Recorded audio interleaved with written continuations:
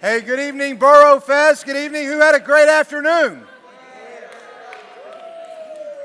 Nice job over at Strike and Spare. A couple of the employees there said that they really enjoyed having you as a group, and they were like, this was a trouble-free group. One of our volunteers at dinner, they said that everybody that came through the line was so mannerly and said thank you and yes, ma'am, and no, ma'am. And they said, I've never seen a more well-behaved group of young people. So congratulations. Everybody just give an air high five to the person beside you. Air high five, air high five. There we go, air high five. Nice job. All right. Hey, I don't know who had the best bowling score of the day that was a student. It might have been Jake. It might have been Jake. Who thinks that they had a higher... Are you raising your hand, Alex, because you think it's for real? What? Oh, raise your hand if you bowled higher than a 90. If you bowled higher than a 90. Okay. If you bowled higher than a 95. Now, without bumpers. Bumpers don't count. Higher than 95. What? Okay, we can. Higher than a 100. Charlie still did have a higher than 100. Okay, higher than a 110. Charlie, do you remember what your score was? Yeah. Higher than a 110? Do you remember what your bowling? He doesn't remember. Oh. He was throwing strikes. Do you remember what Charlie's? Oh, Charlie, you had what'd you bowl? 114. A 119, and he's got a picture. Cody, did you sign up to get a T-shirt?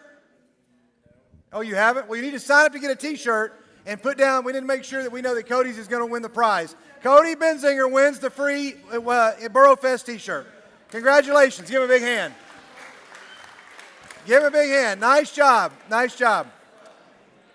We have two other guests that we want to introduce to you.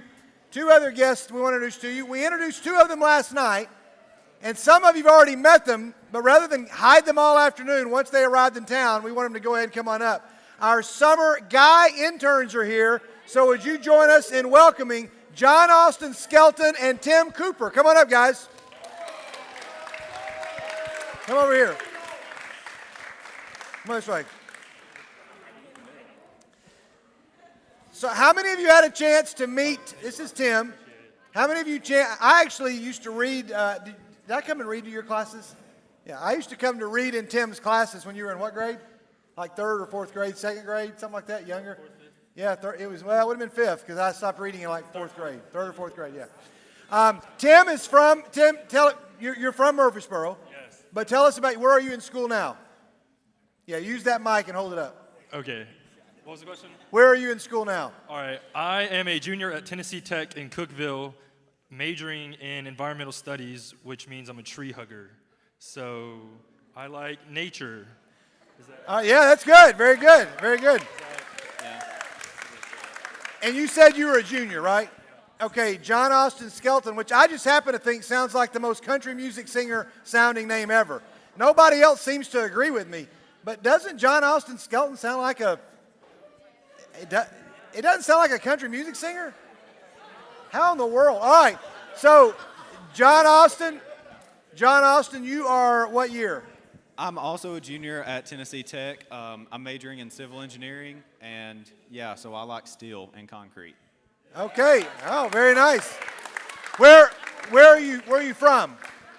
So I'm originally from Waynesboro, Tennessee, which is one of the smallest towns you'll ever see. We have one red light, and we're right above the Alabama state line, right in between Memphis and Chattanooga. You're a big Disney fan, we found out. Huge Disney fan. Disney yes. movie or Disney World or both? Both. Okay, if you go to Disney World tomorrow, what's the one attraction you just cannot wait in any park? Just the one thing you're like, I can't wait to ride. PhilharMagic. That's my jam. PhilharMagic. Okay, all right, very good. Tim, what is something about you that maybe these students don't know that is odd or eccentric, but is like safe for public knowledge for us all to know?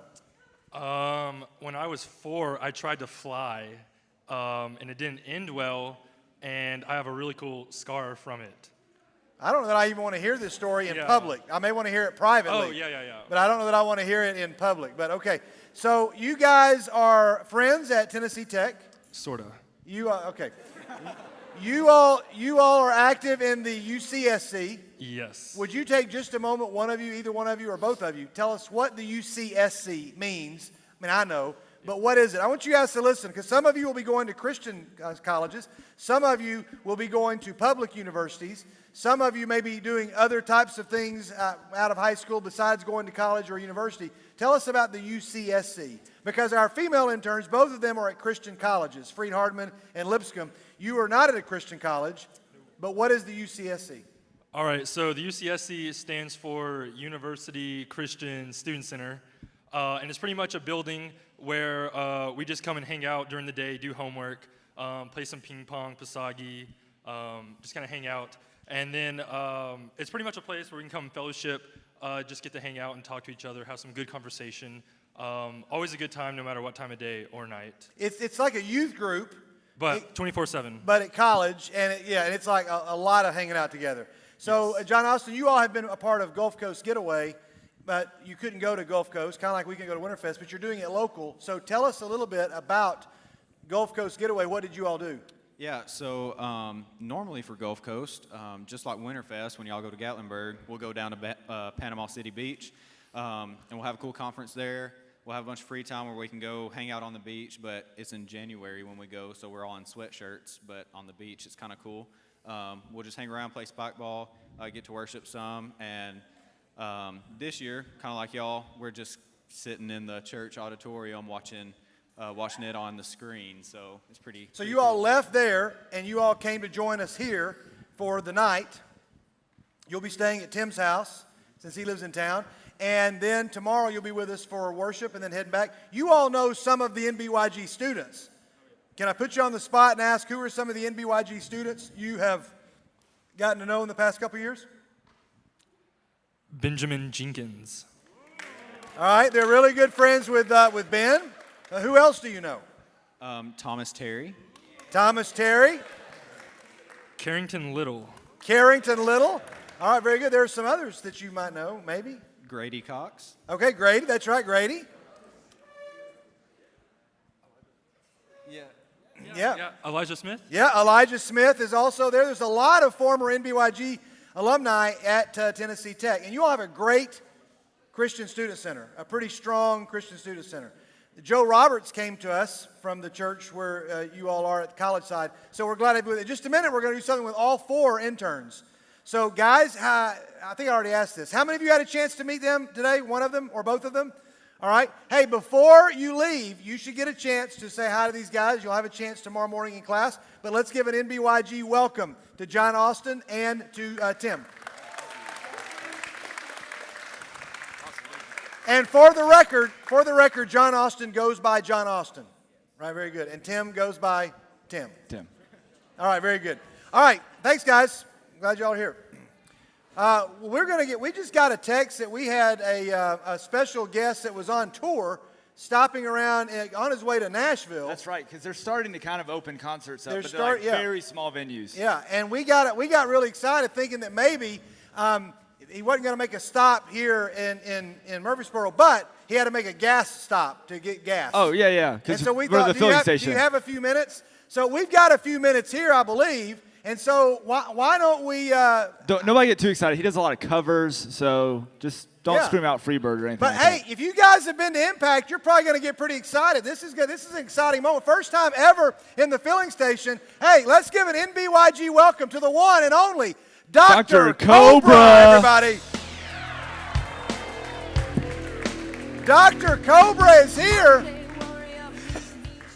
This is so unbelievable. Hola. Dr. Cobra, you came ¿Cómo estás? Yeah, muy bien.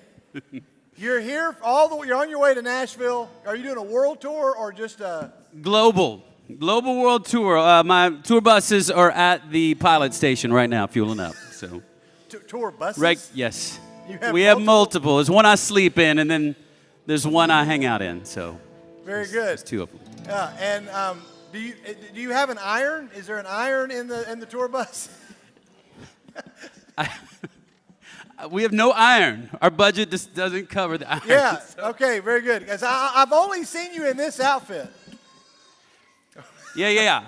It's I used to have like 40 of these shirts, and now I just have this one. So it doesn't get ironed very often. But very good. The color is not faded at all. So you said you had just enough time before your entourage rolls on to Nashville to sing a song for us. Is that right? Yeah, I do. It's somebody's birthday. Wow, right here? Somebody's birthday? I think he just likes balloons. Okay. I don't know it's his Gotcha. birthday. Hey, I do have one song. We'd love to hear. We got time for a song from Dr. Cobra, you think? You like it? All right. Hey, let's maybe cut these lights out here. You guys stand up. And let's enjoy. How many of you guys celebrated Valentine's Day? Anybody celebrate Valentine's? Anybody have a date on Valentine's? Anybody working on a special someone, even in the midst of pandemic love? All right. I'm going to attempt to play 20 love songs in the same 4 chords right here. 20 songs. 20 songs. Here we go. Crank the volume as much as you feel comfortable. Here we go. All right, sing this first one with me. Can you feel the love tonight? And she will be loved. She will be loved. An oldie. It's like baby, baby, baby. Oh, it's like baby, baby, baby. Oh, once upon a time I was falling in love. Now I'm only falling apart. When a man loves a woman, wherever you are, say my name when no one is around you. Say, baby, I love you. You ain't running game. You're the meaning in my Chicago. You're the inspiration. You bring feeling to my life. You're the inspiration. And I can't fight this feeling anymore. Come on, sing it with me. I've forgotten what I started fighting for.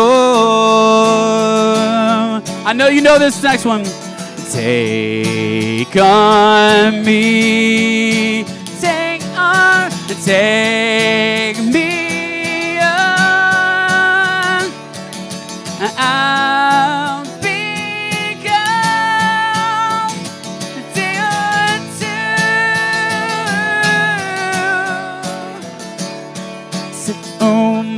Ba do it ba do ba. Is that a love song? All the single ladies, all the single ladies, all the single ladies, all the sing. Come on, throw your hands up, throw your hands up, throw your hands up, throw your hands up. All the single ladies got your hands up. I said any way you want it, that's the way you need it, any way you want it. Stand by your man. Give him 2 arms to cling to. And I will walk 500 miles. And I will walk 500. Said, come on, Eileen. Oh, I swear. At this moment, you mean everything. And here's how we're going to close it. You can tell everybody that this is a song. Maybe quiet, simple, but now that it's done, it's done.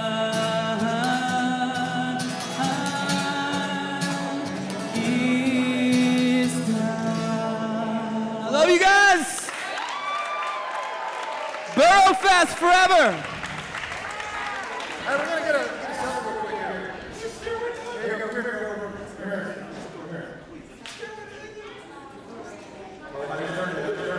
Do that all the time. Get up here. Come on up here. Here we go. Smile big. Smile big. Got it. Hey, a big hand for Dr. Cobra, everybody. That was A big Borofest welcome. That, And greeting. That was really a real treat. yeah, that was great. I've always wanted to meet Dr. Cobra, and tonight it happened. Dr. Cobra on the stage in the filling station has never happened. So far, we've had Impact and just came by. Yes. And visited at a palm tree. We had Bob Walls come by and visit us. Yep. And then we had Dr. Cobra. We had Jeff Walling in That's right, Jeff Walls and our palm tree. our phone tree. I don't know who the next Impact person that we need to have show up here. We'll figure that out. Tell us who we need. We'll make it look at this. We'll try to give it a invitation. All right. Hey, we're going to do something very quickly with, hey, you got a way of,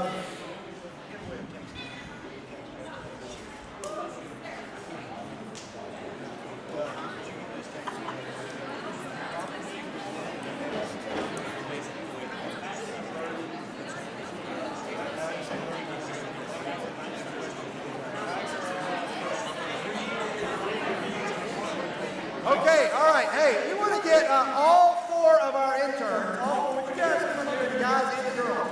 All four. Let's give another big hand for all four of the NBYG interns.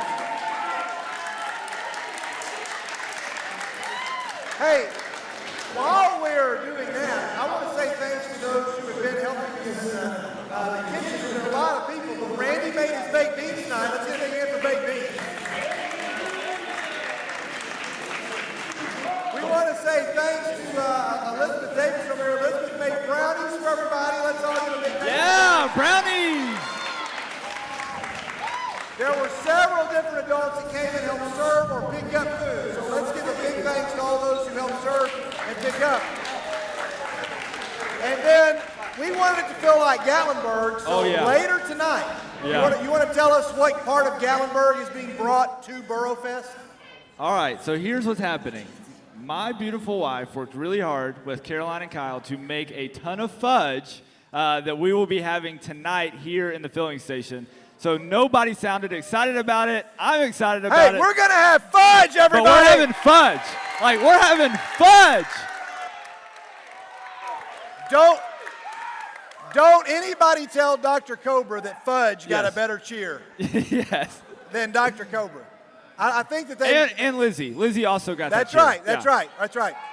We're going to have, we'll have fudge later on tonight before you leave. That'll be a lot of fun. Before we do that, we're going to let you guys, we're going to get to know everybody just a little bit. We're going to let you challenge some of our students, okay? So we want each of you, each of you pick a guy out of the crowd. Each of you pick one female out of the crowd to start us off. And just show us, just pick a student. Y'all go ahead and pick somebody and have them come up and stand up here. Just pick one, pick a guy.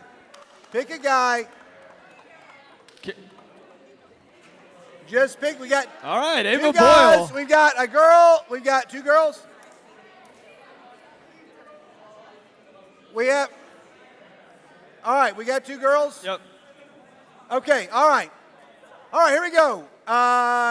So, Ava, are you left or right-handed? You're right-handed?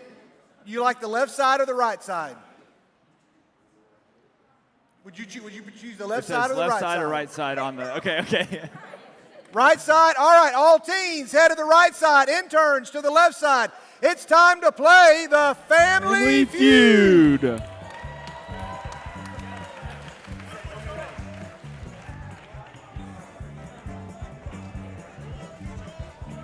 Okay. Now here's how this is going to work. Here's how this is going to work. We got to go kind of quick. We got a lot of things to get to tonight. We're going to get one person up here for a face-off. Now, our awesome podium built by Jeff Neely, part of it is malfunctioning. So this side over here, this side works. Oh, maybe neither side works. All right.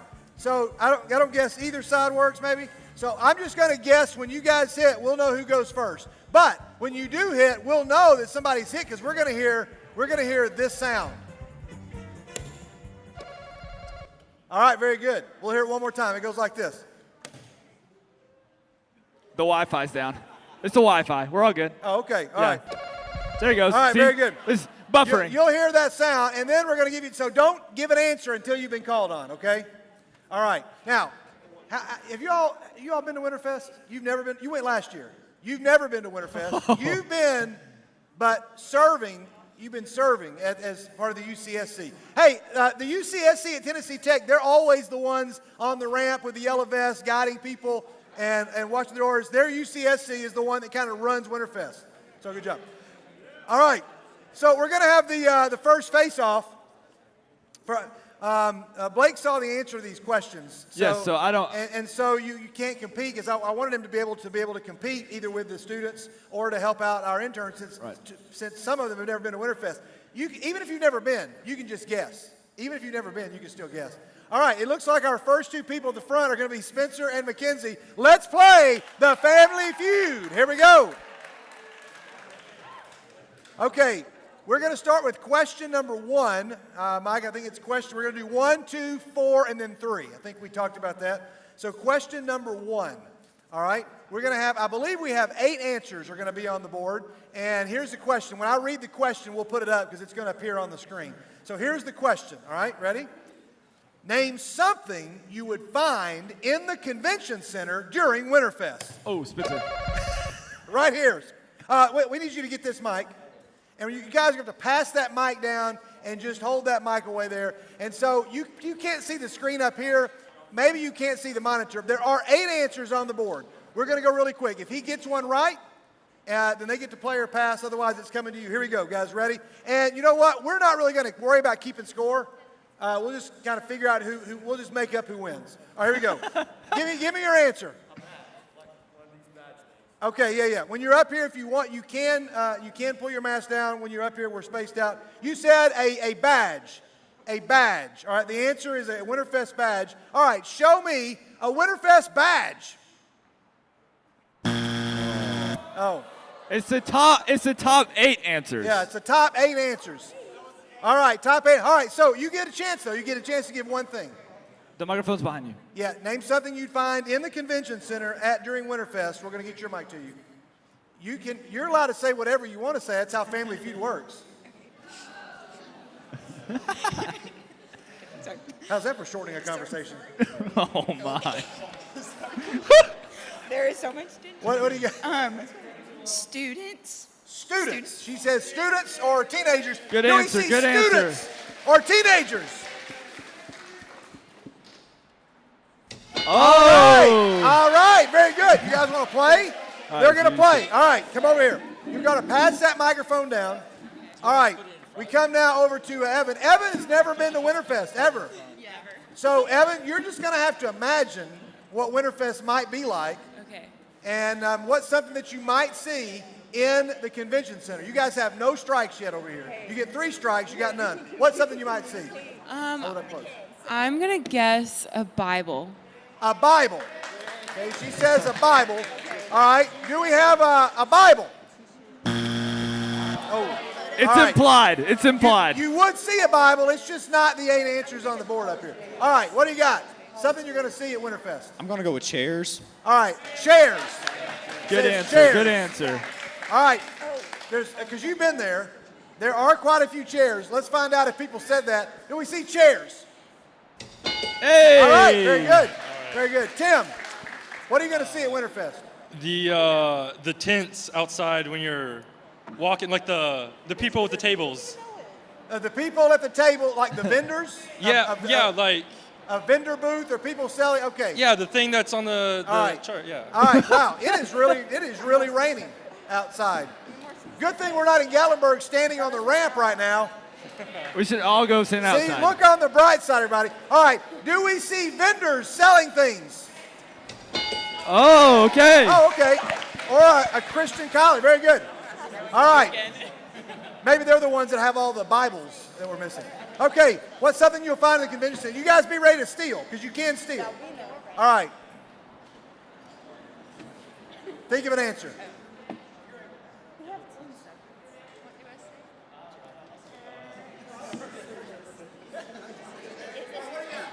What do you got? No, you're not allowed to. You can't conspire.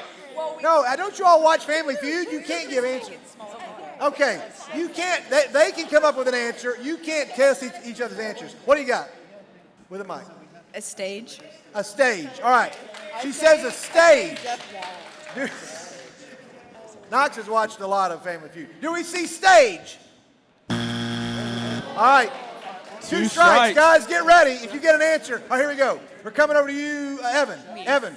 Never been to Winterfest, but you could get an answer. Let's see if you get one right. I'm going to guess like a speaker, like a guest speaker. A speaker. Yes. Okay, a speaker. She says a speaker like a guest speaker, like a human speaker. All right, do we have a speaker? Oh, good answer, good answer. All right. Apparently there's only one Winterfest speaker, but Jeff Walling's up there. All right, so John Austin, what do you got? Gonna go with the yellow vests. The yellow vest. Okay, all right, since you've worn them, do we see the yellow vests? All right, three strikes. You guys get a chance to give one answer. You get one answer. All right, here we go. You all get the answer, okay? And everybody agreed on an answer? All right, what is your answer, Spence? Your team. Oh, Landon can give it. Yeah, tell us. Who cares? T-shirt stand. Okay, a T-shirt stand. A what? Okay, a T-shirt stand. I think that qualified when he said vendors and vendor booths. I think that was qualified under there. So the judge's rule is we're going to say that's a different answer. Okay, then we're gonna go with a singer. A singer. Singers. Okay, singers or a singer. All right, if they get this, they get all these points. They get all these points. All right, if not, you guys get the points. Our intern, including one who's never been to Winterfest. All right, for the game, let's see. Singers.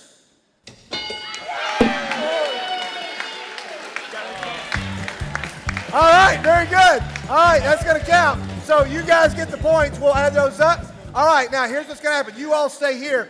You all are going to go get somebody to replace you, but it needs to be somebody that you do not know that well. All right? So if you're willing to play the feud, you can raise your hand. You're going to go pick them. You pick a girl each. You pick a guy each. Head on down. Let's go ahead and get them. Find somebody else to play the family feud. Get on up here. Come on up. Come on up. Let's go.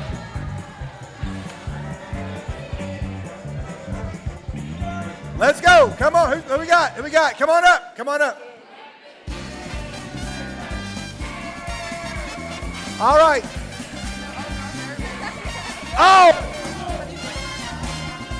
Hey, Mike, I blew it. We got to show the answers to the other one. So we're going to go back. That was totally my bad. We're going to show the answers to the first game. So just put the first game back up there. We're out of practice. It's been a while. The answers to the first game. Something you see in the convention center. I think we got number 8. Show us number 8 again. Oh, there they are. Okay, we'll show them all at once. All right, we have chairs, gigantic rear projection screens, youth minister chaperones, Jeff Walling, David Bowden. There we go. That's got them all. All right, very good. Yeah. Now, Will got these right here. 87-0. I got a little carried away with picking the volunteers and forgot. Next time, we'll reveal them and we'll show them one at a time. All right, you guys ready? 87-0. Just so we're aware. 87-0. This is still anybody's game. This is still going to be tough, maybe for Evan, and this one's going to be tough for John Austin and for Tim. So they got a slight advantage. All right, we're going to start with somebody else. Evan, you coming up here, and then any one of y'all wants to lead off the team. Come on up. Bring your mic. Bring your mic.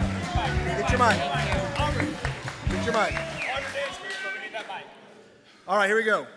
We have the top 8 answers on the board. We asked a few people, not quite 100, and here are the responses that they gave, okay? If you've never been to Winterfest with our group, you can still guess. Some of these answers would be pretty obvious. You ready? Here we go. Name something that you would find in our hotel, the Glenstone Lodge, during Winterfest. All right, that really smelly pool. All right, he says a really smelly swimming pool. Let's see it. Ding! All right, very good. Very good. Okay, you guys want to play or pass? You want to play or they're going to play. Play. All right, you take the mic back over there. You all get ready to steal. Mackenzie, you come up with an answer for them, okay? Because this is pretty much all on you. Okay. Now that was the thing you said that you were going to miss the least. I missed the least. The pool. Yeah, like the burning of your nose with the chlorine. Yeah. If we could just take that pool cleaner and spread it around the world, I think we'd have this virus licked. Maybe. We should make it into a candle. Oh, that's what our giveaway should have been. Instead of lanyards, we should have made chlorine We should have made candles. Glintstone chlorine candles. All right, Caroline, name something that you'd find in our hotel, the Glintstone Lodge. Let's go. Conference rooms. She says a conference room. Okay, a conference room. Good answer. That's good. Good answer. There are those in there. All right, show us conference room. Ooh. Okay. All right, it's not there. Okay, let's see. What's something that you would find in our hotel? The lobby? The lobby. All right. The hotel has a lobby. Let's see. Do we have lobby? Oh, two strike. Get ready. You all got a chance. Top 8 all right, answers. Chandler, do what? I'm just letting everybody know it's the top 8 answers. Yeah, the top 8 answers. It doesn't mean that all that's of a these bad things answer. are, in fact, in our hotel. What do you got? All right, Skid, I'm going to have to go with a bed. A bed. Good call. Chandler has watched a lot of game shows. Can we say rooms count? He's like, okay, all right. All right, we're going to say, do we have a bed? A bed. They're still alive. They got 2 strikes, they're still alive. All right, Aubrey, name something that you would find in the Glintstone Lodge. Jack Parmer, this one goes out to you. That time you drank a Monster Energy drink. They have vending machines, apparently. Vending machines. Vending machines. This one's going out to you, Jack. All right, do we have vending machines? All right, we have a chance right here. We have a chance. You all get your answer. If it's up there, you all get these points, and that's a lot of points. That looks like 46 points, I think. 46 points. What do you got? What's your answer? Pizza? All right, they say pizza. They say pizza. All right. Is it one of the top 8 answers for the game and to stay in this game? Pizza. Oh, not pizza. You guys get the points. All right, we're going to just show, we're going to start with number 8. All right, you just click on number 8. It'll show it. Let's see what the number 8 answer was. A middle schooler's Winterfest badge. Oh, yeah, because they're constantly losing. Yeah, because they're constantly losing it and leaving it there. Or Michael All right, Bowen. let's see number 7. Buffet. What's number 6? Security guard. I can't believe nobody said security guard. Number 5. Ice machine. Very close, very close. All right, number 3. Devo room. Yeah, a Devo room. Judges decided that that's not going to count. So, all right, number 2. Elevator. The elevator. All right, hey, you all, you're going to go get somebody to replace you, a guy, a girl, somebody you don't know that well. Head on down. Let's play round 3 of the Family Feud.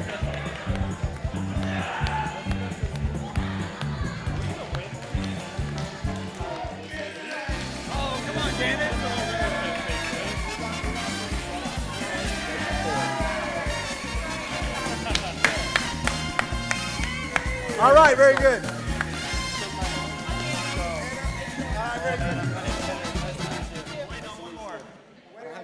Underlay.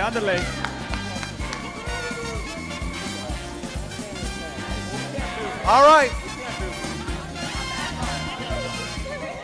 Here we go. Question. Let's get somebody else. We're going to get John Austin and whoever wants to be on the. Come on up, again. Let's go. Woo! All right. You guys ready? Here is question number 3. All right. This is question number 3, but I think, Mike, it's 4 on your deal there. It's the last.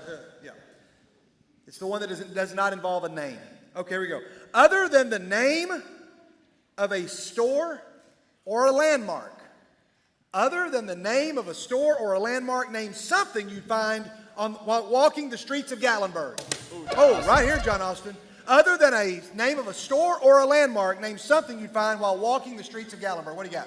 I'm going to go with airsoft guns. Wow. Wow. The security guard, he's seen a lot. Okay, do we have airsoft guns? All right, you get a chance. If you get a question, you guys get to pass or play. If not, it goes back to them, so get ready. What do you got? Knives. What? Like yourself that they would have like in the. Because Are we in like World War III? like whenever they have all those knives. Yeah, I know. I'm glad we're in Borofest. Sounds like we're hand grenades.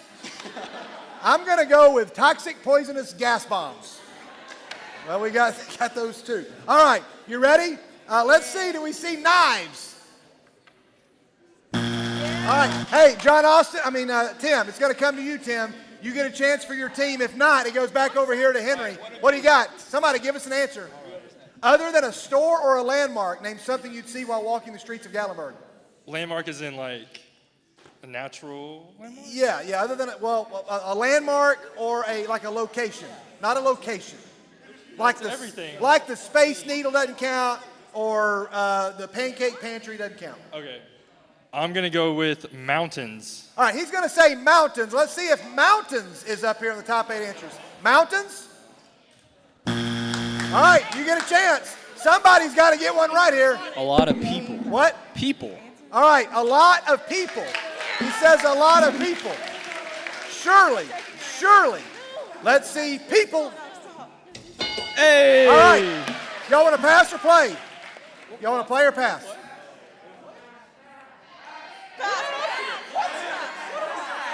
I can't hear. They're going to pass. They're going to pass. All right, yeah. It's back to you. Hey, you all think of one answer to steal, but they get a lot of points. It is What's our point total? Oh, it's 133-0.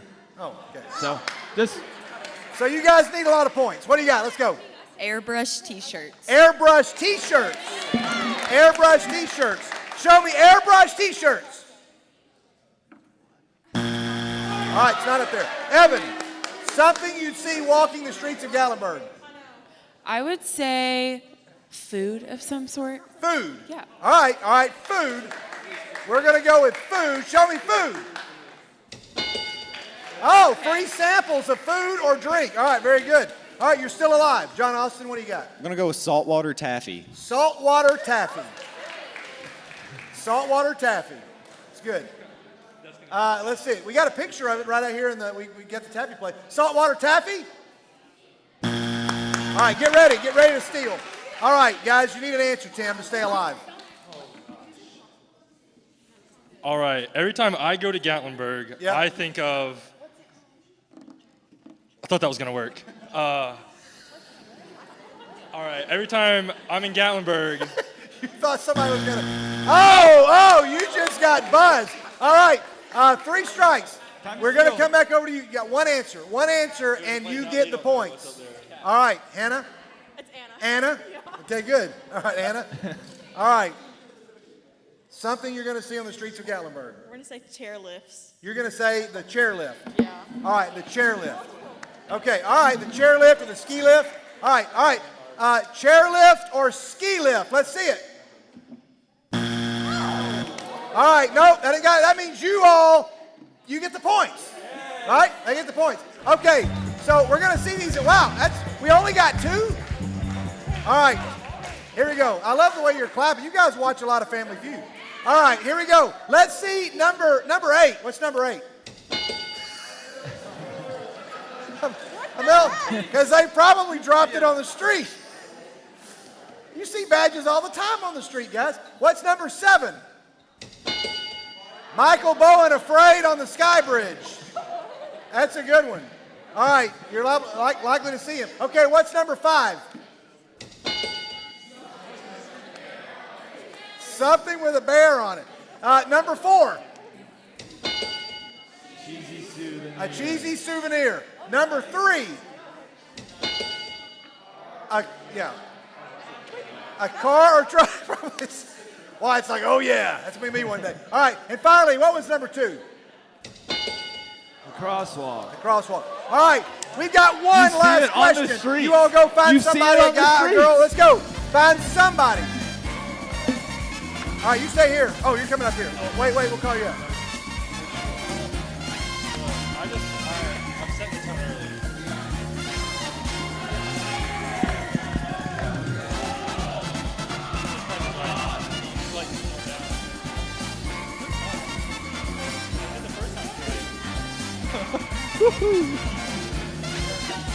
All right. Tim, come on up and let's get one of you who wants to do it. Let's have a face-off, our last round of the Family Feud. Hey, grab the mic.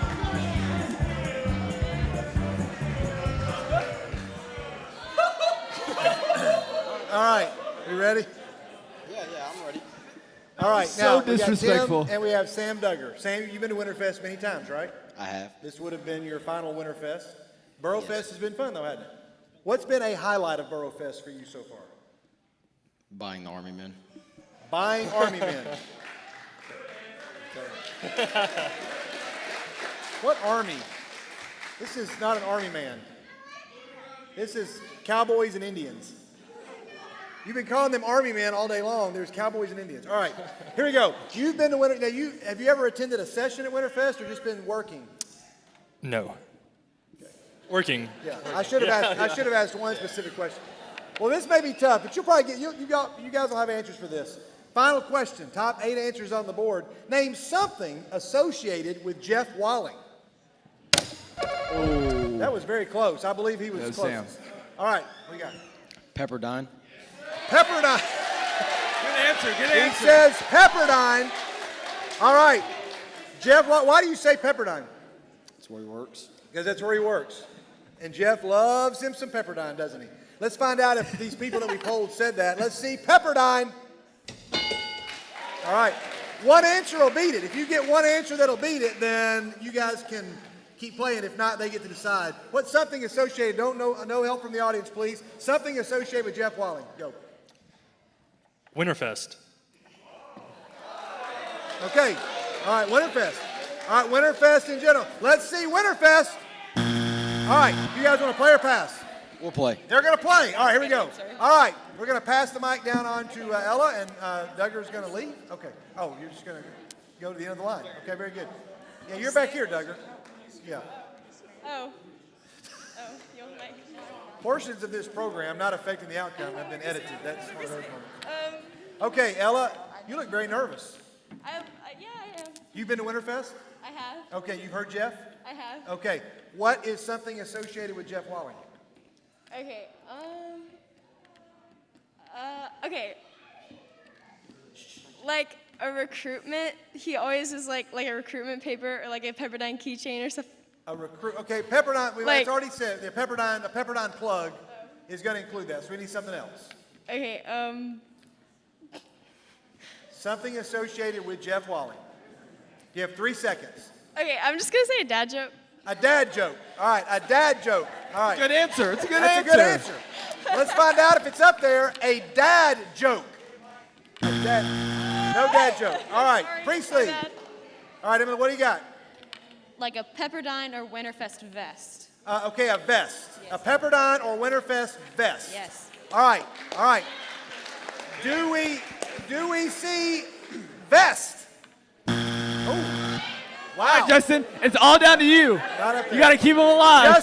Justin, it all comes down to Justin. Justin, to keep the game alive, something associated with Jeff Walling. Jesus. Yeah.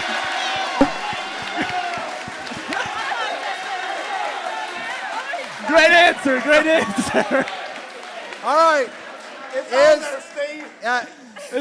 Oh, I got it. Get ready to steal. Show me Jesus. Okay, we'll go with that. That's funny.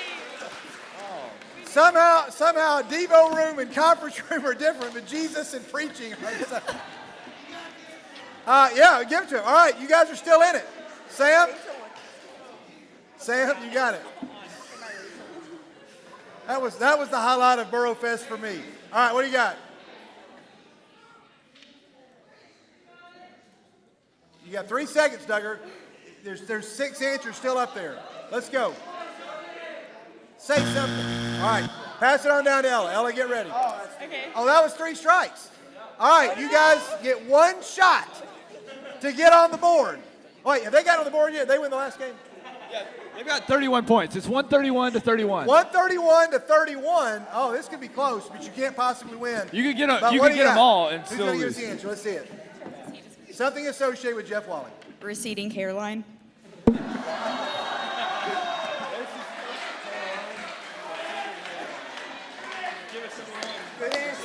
All right, show me receding hairline. You guys win. The teams win. Stay right there. Let's show these. Let's start down with these answers. Something associated. Wow. Number 8. Number 7. Number 6. Funny voices. Those are my favorite. I like those funny voices. All right, number 5. Yeah, Jeff does that a lot. Let's see, we have 2 answers left. Hold on, 2 answers left. I don't know what number 3 is or number 1 is. Let's see, without shouting it out, who thinks you know what one of those is going to be? Let's start with number 3. It's close. It was a goatee or a beard. What does that say? Yeah, that's right. All right. And finally, the number 1 answer associated, what is something associated with Jeff Walling? Let's see number 1. Can I get an oh yeah? All right, hey guys, give a hand to our students. Give a hand to the interns. You guys have a seat. Good job on the Family Feud. All right. Ready? Hey, I didn't know where Blake went. Blake got a phone call, and you just left. All right, we put it on speakerphone. Is this? Here we go. Okay, let's see. We have. They need to talk to us on the phone. Yeah. All right, put it on speaker, and let's just see. Hello. Hello? Hello, Winterfest. This is Jeff Walling. How are you all? Hey, give a big Borofest. Welcome. All right, raise your hand, please, if you've had a funnel cake so far. Raise your hand if you've had a funnel cake. Yeah, no funnel. Hold this maybe like that. Okay, no funnel cakes so far, Jeff. No funnel cakes. We are having fudge tonight, though. Good. Let's see. I'm trying to find you caught me out here on a walk. David, can you hear me now? Yeah, we can hear you. Jeff's on a walk. So, Jeff, what's it like? I don't know that I even want to ask what it's like in sunny Southern California right now. You know, it is pretty. I apologize. It would have been better. You know, we have a polar vortex coming through. It's 9 degrees, and we don't have any power. Other than that, it's fine. Okay. All right. Wow. Well, hey, so Jeff, we want to welcome you to Borofest. Our students, we've got about 140 students and some other adults in the room here celebrating Winterfest in Murfreesboro. That is awesome. What did you say you called it? We called it Borofest, Murfreesboro, Borofest. Borofest. Okay, I was thinking maybe it might have something to do with Cinco de Mayo or, you know, burro races or something, but that's marvelous. Yeah. Show me dad joke. All right. Hey, so Jeff, we just played Family Feud, and one of our categories was named something associated with Jeff Walling.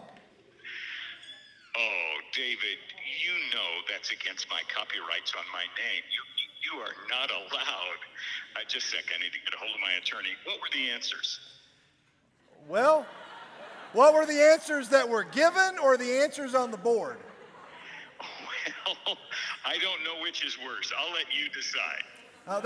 They got quite a few of the answers, but I know that you only have a limited amount of time, and before you say something awkward that embarrasses all of us, I'll just move on fast.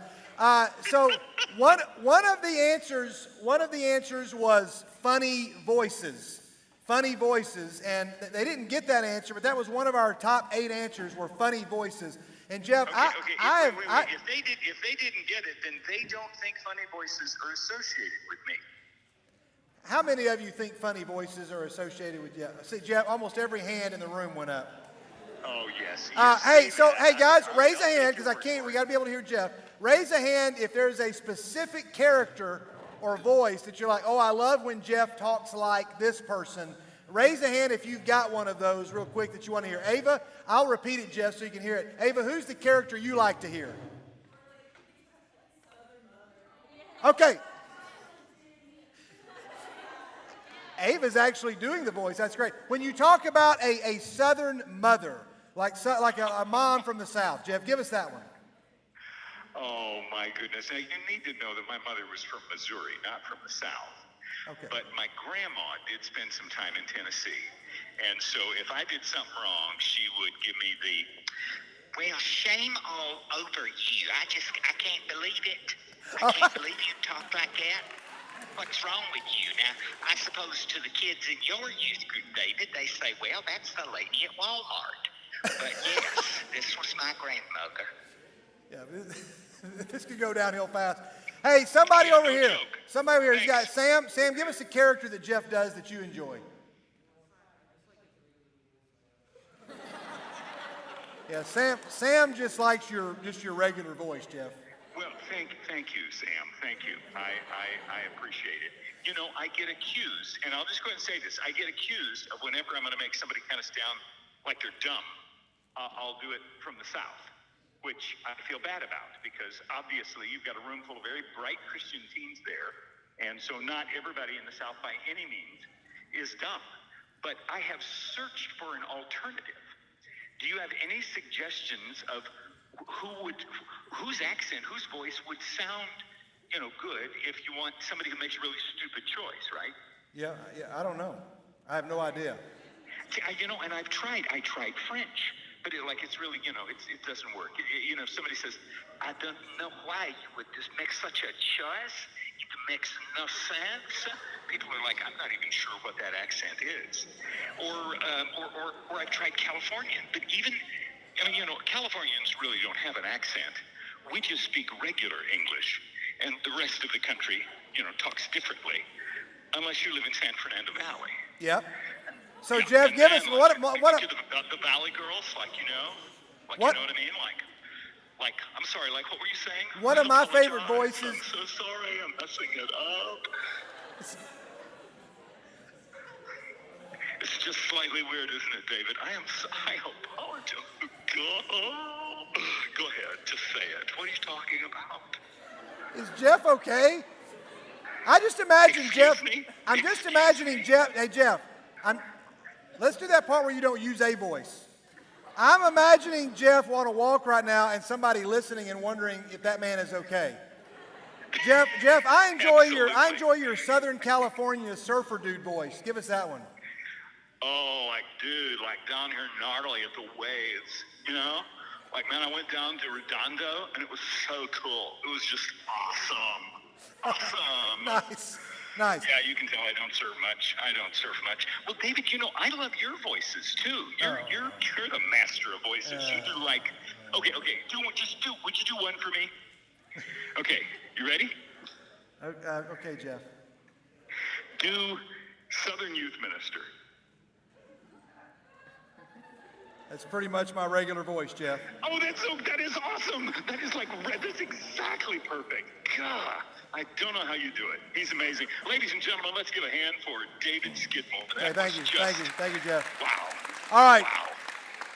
Hey, so Jeff, we are getting ready to transition here in just a minute. And first of all, we're so thankful that you took the time to give us a call, to give us some live moment of Winterfest. We've had a lot of fun here. We have missed being in Gatlinburg, at least most people, maybe not everybody. We've missed being together up there, and yet we've been really challenged. We listened to Chris Seidman last night. We listened to Sean McDowell today, and your Q&A with Sean, which we thought was just fabulous. All of that content was so rich. And then we're about to hear a session from Jeff tonight, and then also tomorrow morning. But Jeff, before we let you go, you shared a little bit of this maybe in your Q&A, but when you first heard that this was the theme for Winterfest, this idea of truth, why did you feel like this was such an important and timely theme for students and for our culture today? And I don't know what he's going to say, but I want you all to listen very carefully to his answer. Jeff? Well, to be honest, I was part of the discussions when we were deciding what that word was. And one of the words that almost became the theme for Winterfest this year was doubt. Because as people talked about, youth ministers and different teens that we even talked to, were saying that, you know, the pandemic, the loss, the frustration, being locked in, you know, with your parents for months at a time, it's for many, well, I would say for everybody in that room, this is like nothing they have ever even faced before. And for most of us, it's bigger than 9/11. And 9/11 rocked our country.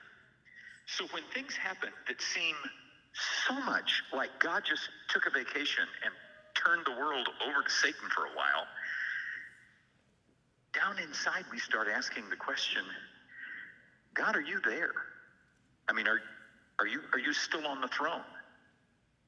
And doubt is that tiny voice late at night that whispers to us and makes us wonder, is this real? But rather than have a conference where we're going to talk about doubt, what we wanted to do was say, what's the antidote to doubt? And it's got to be the truth. So tonight, guys, I'm going to be talking with you about Christ and the truth of who he is. When we have that discussion, I want you to know that everybody's got some level of doubt. But if you have no concept of what's real, of what's the truth, and when the world, we're like a guy running around in a room full of junkyard dogs in the dark, and I can't tell where I am and when I'm about to get bit or fall or be hurt. So first, thank you for investing, guys. Thank you for wrestling with the tough stuff. We're a generation that will have this to tell our kids and kids' kids about. Yeah, I remember when we wore masks for a couple of years. I remember when we lowered the flags to half mast because 500,000 people died of this one rare bug we hadn't even heard about a year and a half ago. But whether it's war or famine, whether it is tsunamis or plagues, our world has been wrestling with these for thousands of years. And for thousands of years, people have said, no matter what happens, there is something I can hold on to, and it is the truth about God. And for us, the truth about Christ. So, God bless you guys. Feel free to wrestle with it. And don't keep it bottled up. Talk to one another about it. Doubts are like mushrooms. They grow well in the dark. And when you bring them out into the light, they don't necessarily go away, but they may quit swelling and becoming greater in your mind, and you start recognizing, hang on now, if I flip the script and say, okay, so there is no God, then I've got a whole other set of questions to answer. Like, how in the world do we get the ocean that I'm staring at, or the mountains there in Tennessee? How in the world did human beings even come into existence? And I don't believe that was a roll of the dice. Well, God bless you guys. I pray that you enjoy it. There's a bunch of folks who worked hard to make that happen, and I can't wait for Winterfest 2022 and all of us being in Gatlinburg again. Can I get a oh yeah? Well, Jeff, you stole my thunder because I was going to ask about if you knew what the number one answer was, and that's what it was. Can I get an oh yeah? Which is something that you always have the audience say when you've said something that is particularly true. So, Jeff, thanks for taking time to be with us. Tell Miss Catherine hello, and you all stay safe out there in Southern California, and we look forward to seeing you on the mountain next February, Lord willing. Hey, God bless NBYG. You guys are an example to so many. Thank you for what you do, and God bless the great team that's there. And I understand, I hope this is not a place that David, you're retiring and Blake is taking your place in the fall. So congratulations on that big step. Yes, that is not happening. But yeah, 20 years and still going, Jeff, right now. I hope you guys all know how blessed you are to have Mr. Skidmore as a guide and a spiritual mentor for you. Would you give it up for David? He deserves it. God bless you. All right, thank you. Hey, Jeff, thanks a lot. We're getting ready to move on with our night, but let's all give a big NBYG thank you to let's give a big NBYG thanks to Jeff Walling, everybody.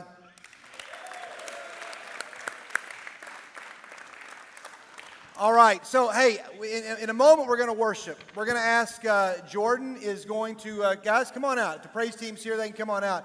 And I think it is appropriate for us to give a big thanks to those who have sacrificed to be here. Jordan came from a long way away, but some of our own folks have also given up a lot of their schedule. We are forever in your debt. Thank you all so much.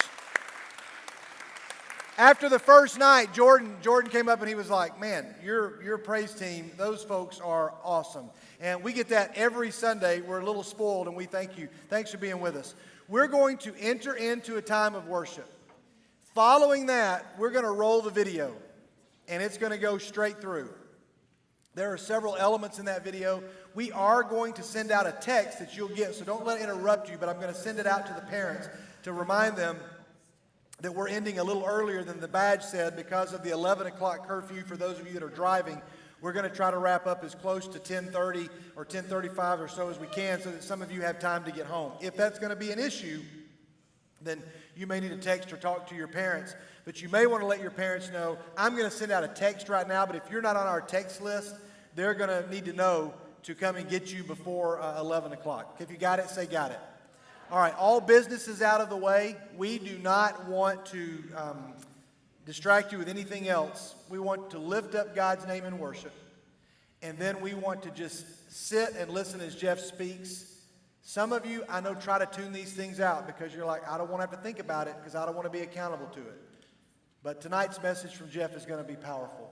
Let's take just a moment to just pray that you'll be receptive. And I'm not going to say a prayer. I'm just going to let you pray your own silent prayer together that God, just say whatever you need to say to me tonight. And then we're going to stand together. We'll turn the lights down and we'll worship together. Those of you that are joining us at home, we hope you've had fun with us tonight. But in a moment, we're going to transition into worship, and then stay tuned for the live content or the video recorded content after that. Let's just bow our heads together, and then we'll begin worship.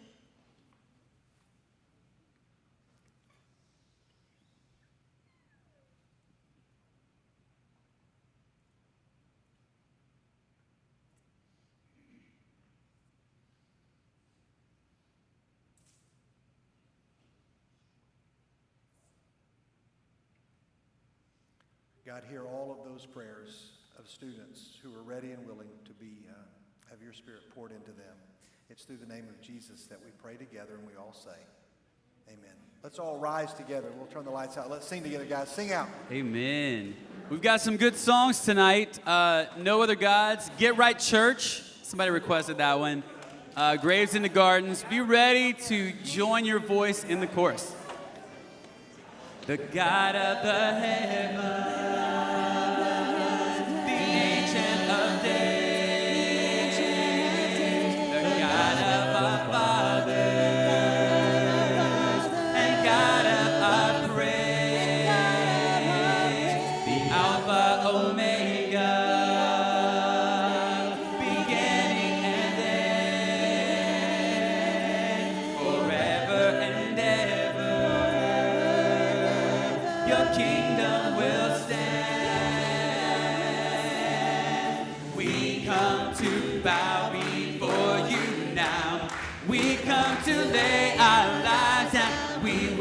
No other God before you, nothing on earth. Come on, declare it to him. Your throne, you are the sovereign I am, and you reign in our hearts alone.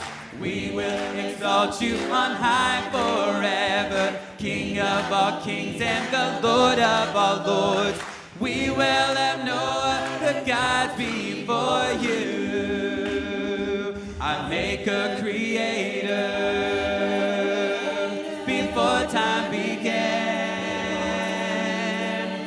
Messiah and Savior,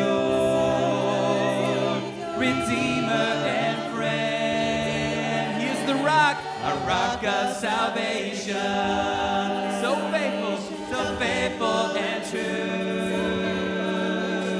We give all the glory and honor to you. For you alone are worthy of our never-ending love. We will have no other gods before you. Nothing on earth will compete for your throne. You are the sovereign I am, and you reign in our hearts alone. We will exalt you on high forever, King of all kings and the Lord of all lords. We will have no other gods before you. Get right, church, and let's go home.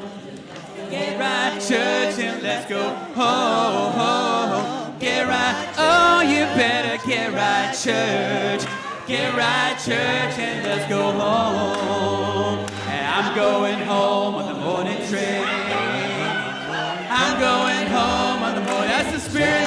Hey, I'm going, oh, you know that I'm going home.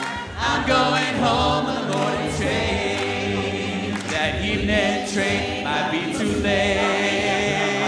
Evening train might be too late. Evening, oh, you know that evening train might be too late. So you know what's gotta do? A backpack train and get your load. Backpack train and get your load. Backpack, oh, you better backpack train. Backpack train and get your load. Get right, church.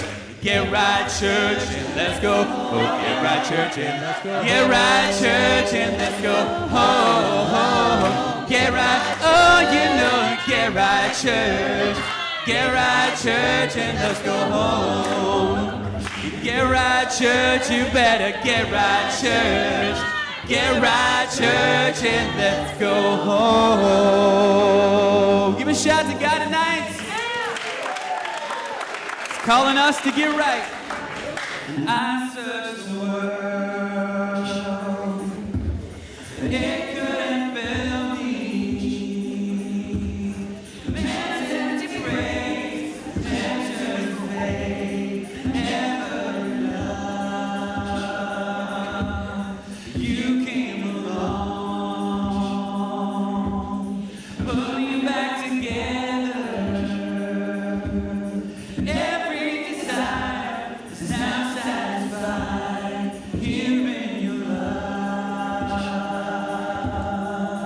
Oh, there's nothing better than you. Oh, there's nothing better than you. Lord, there's nothing. Nothing is better than you.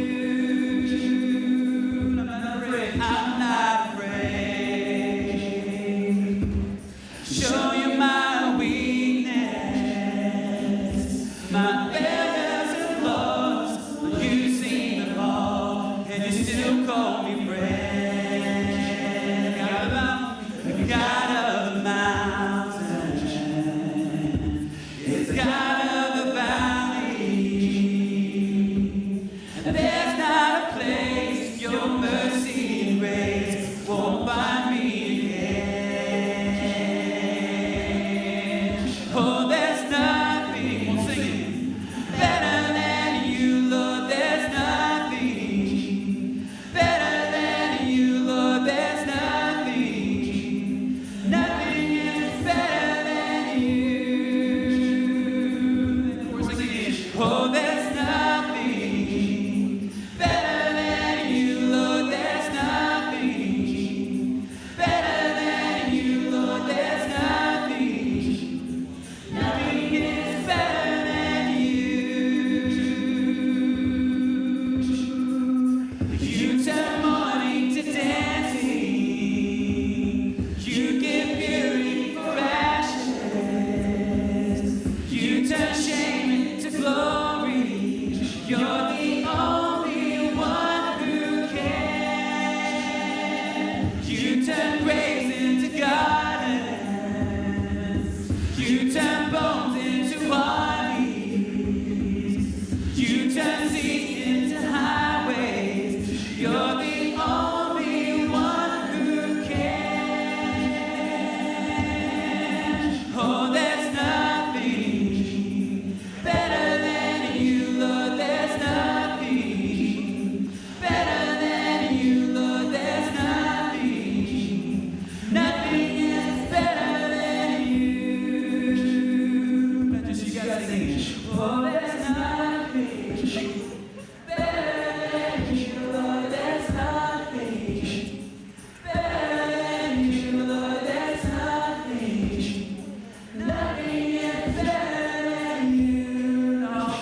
singing. There's nothing, oh, there's nothing better than you, Lord. There's nothing better than you, Lord. There's nothing. Nothing gets better than you. Amen. God, tonight, we lean into that truth that there's nothing better than you. We're so glad that you are our God and Father. You're not some distant, far, far away from us person that doesn't care. God, you gave it all for us. It's so wonderful to know that we have the best and the greatest to call our Father, to call our God, and to call our rock and our anchor. We want to dig even deeper into that tonight. Thank you for the truth that's been revealed to us today. Thank you for the faith that's building all throughout last night, today, and even right now. God, may we go deeper in knowledge and love of you tonight. Thank you for being such a good dad and a good father to us. We love you. In Christ we pray, amen. When I heard 1,000 stories of what they think you're like, but I heard the tender whisper of love in the dead of night, and you tell me that you're pleased and that I'm never alone. You're a good, good father. It's who you are. It's who you are. It's who you are. And I'm loved by you. It's who I am. It's who I am.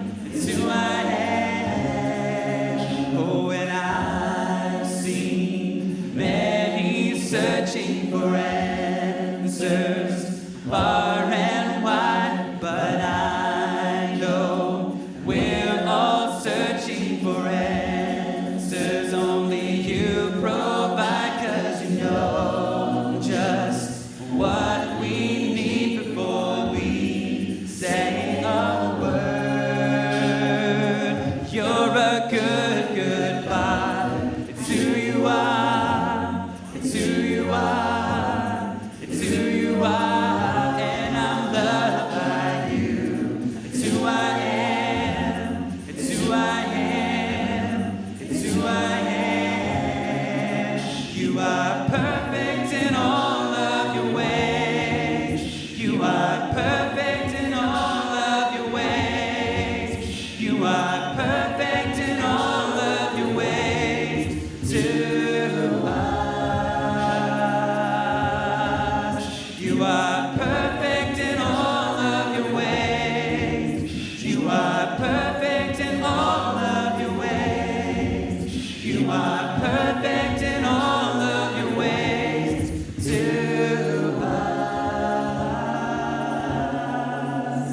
And love so undeniable, I can hardly speak. And peace so unexplainable, I can hardly think as you call me. Come on. Deeper still as you call me. Even deeper. Deeper still as you call. He's calling me.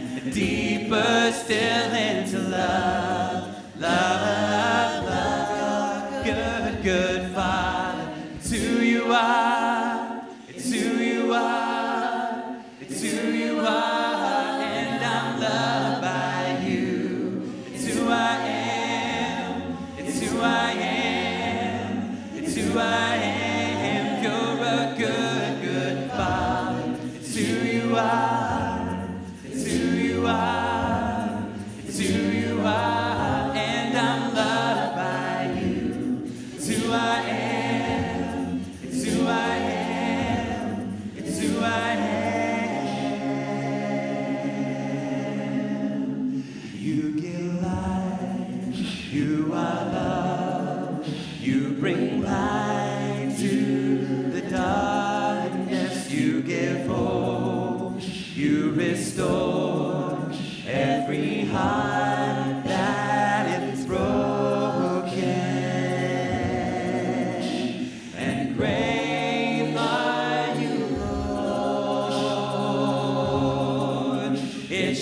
breath in our lungs. So we pour out our praise. We pour out our praise. It's your breath in our lungs. So we pour out our praise to you only, Lord. You give life.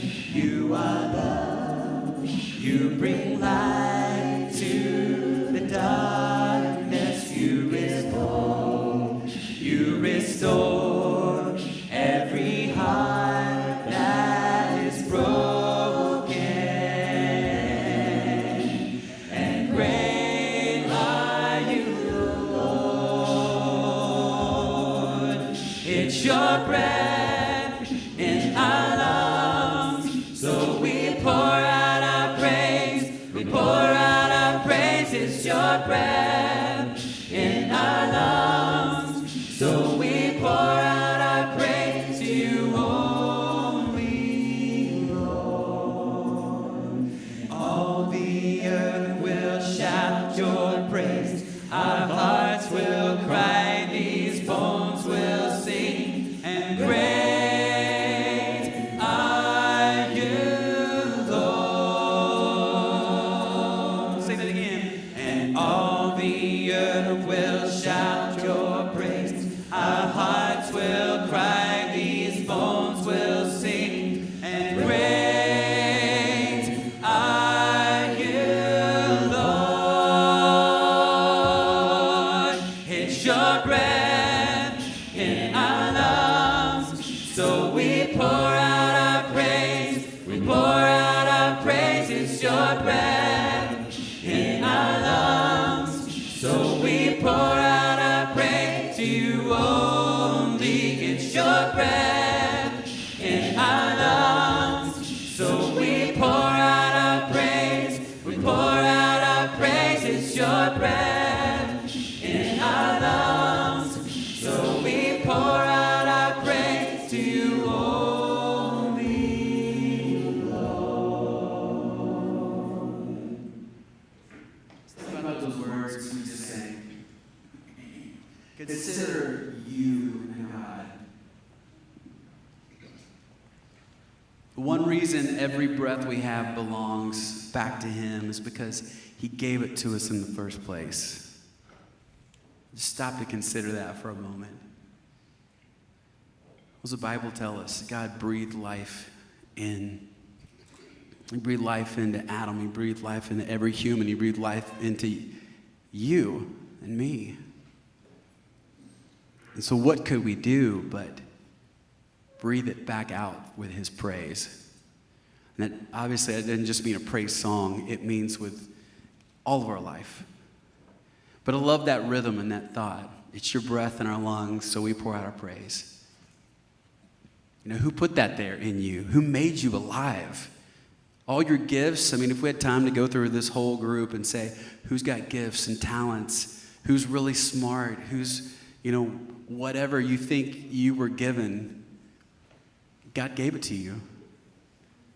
And what could we do but pour that back out? What could we do but leverage everything we have to honor Him? We're going to sing this song, No Longer Slaves. I love it. I don't get to sing this one very often, but all about our identity with whatever is holding you back, whatever's holding us back tonight, that we don't have to be slaves to it. God can break us free. You unravel me with a melody. You surround me with a song of deliverance from my enemies till all my fears are gone. I'm no longer a slave to fear, for I am a child of God. I'm no longer a slave to fear, for I am a child of God. From my mother's womb, you have chosen me. love has called my name. I've been born again into your family. Your blood flows through my veins. I'm no longer a slave to fear, for I am a child of God. I'm no longer a slave to fear, for I am a child of God. We'll sing that again. I'm no longer a slave to fear, for I am a child of God. I'm no longer a slave to fear, for I am a child of God. You split the sea so I could walk right through it. My fears are surrounded in perfect love. You rescued me so I could stand and sing. I am a child of God. You split the sea so I could walk right through it. My fears are drowned in perfect love. You rescued me so I could stand and sing. I am a child of God. I am a child of God. I am a child of God. I'm no longer a slave to fear, for I am a child of God. No, I'm no longer a slave to fear, for I am a child of God. Yes, I am a child of God. We exalt thee, we exalt thee, we exalt thee, oh Lord, we exalt thee, we exalt thee, we exalt thee, oh Lord. You are worthy, you are worthy, you are worthy, oh Lord. You are worthy, you are worthy, and you are worthy, oh Lord. Trust on the word of the next one. Just for a moment, I invite you. Let's literally try to have a posture of just ourselves lower, ourselves humbled, God exalted. And so, just for this next verse, if you're comfortable enough, if you don't have bad knees or whatever, and you want to just find a knee or some space, go ahead and do that now. And let's just sing this line and literally try to put our posture lower and think of raising God above us and to the highest. So let's sing again.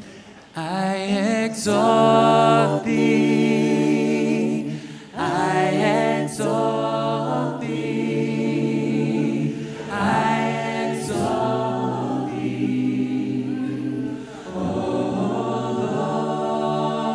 Lord, I exalt thee, I exalt thee, I exalt thee,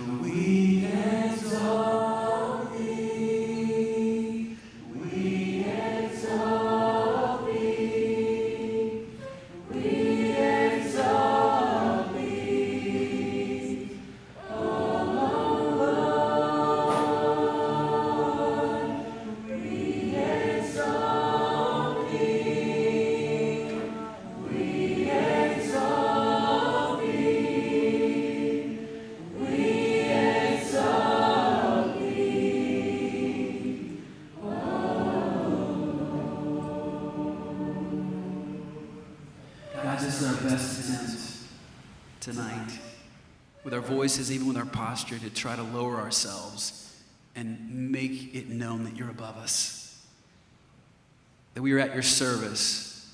You are not our equal, and yet somehow you do call us friend, but God, you are the great one. And so we exalt you because that's where you belong.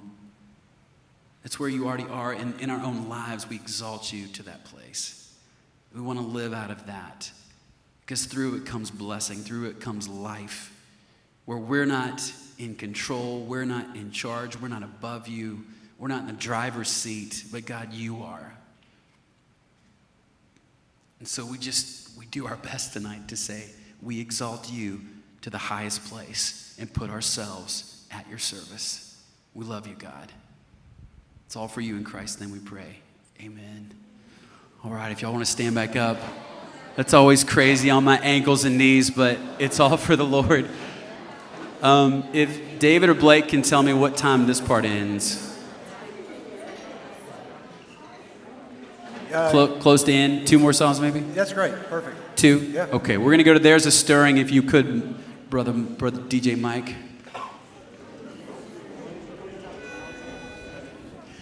There's a stirring deep within me. Could it be my time has come? When I see my gracious Savior face to face, when all is done, is that his voice I am hearing? Come away, my precious one. Is he calling me? Is he calling me?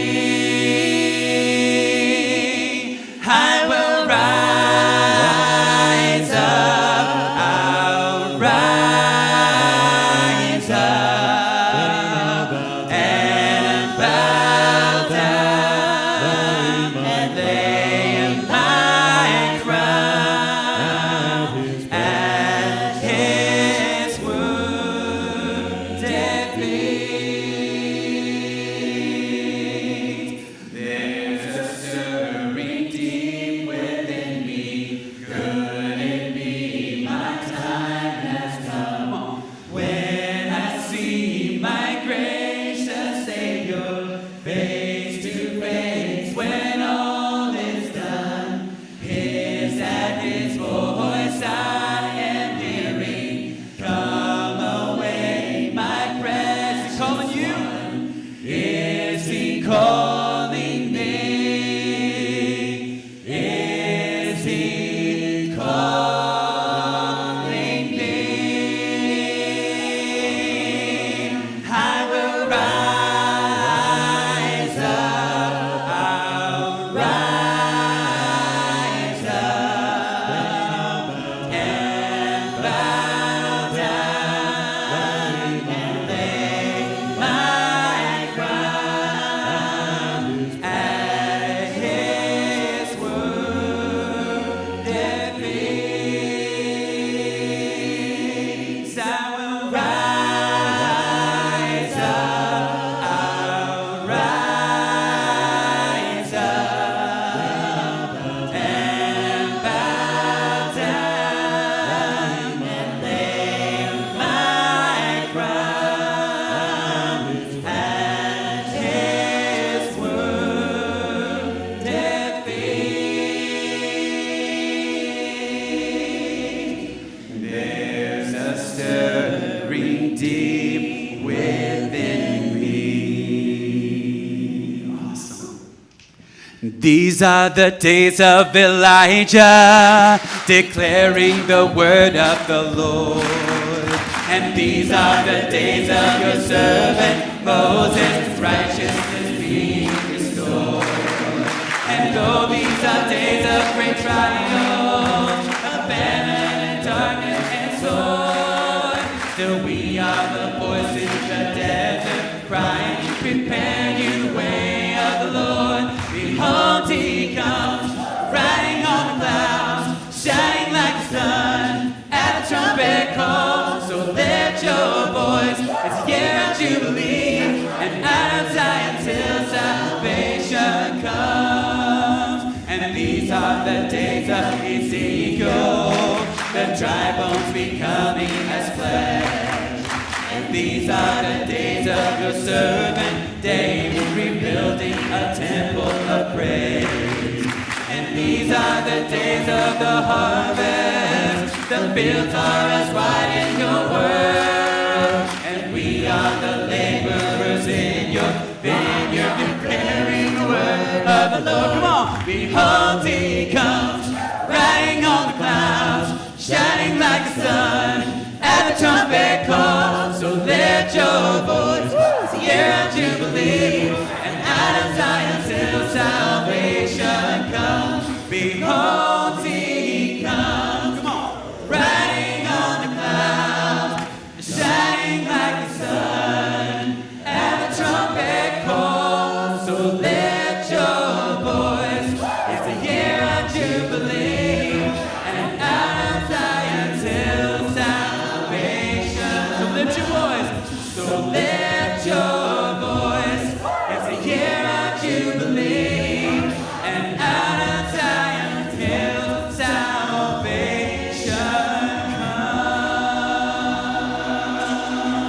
comes. Amen. Give a shout to God tonight. Come on. Salvation has come. Amen. It's wonderful worship with you guys. Have a seat. Let's continue with our teaching.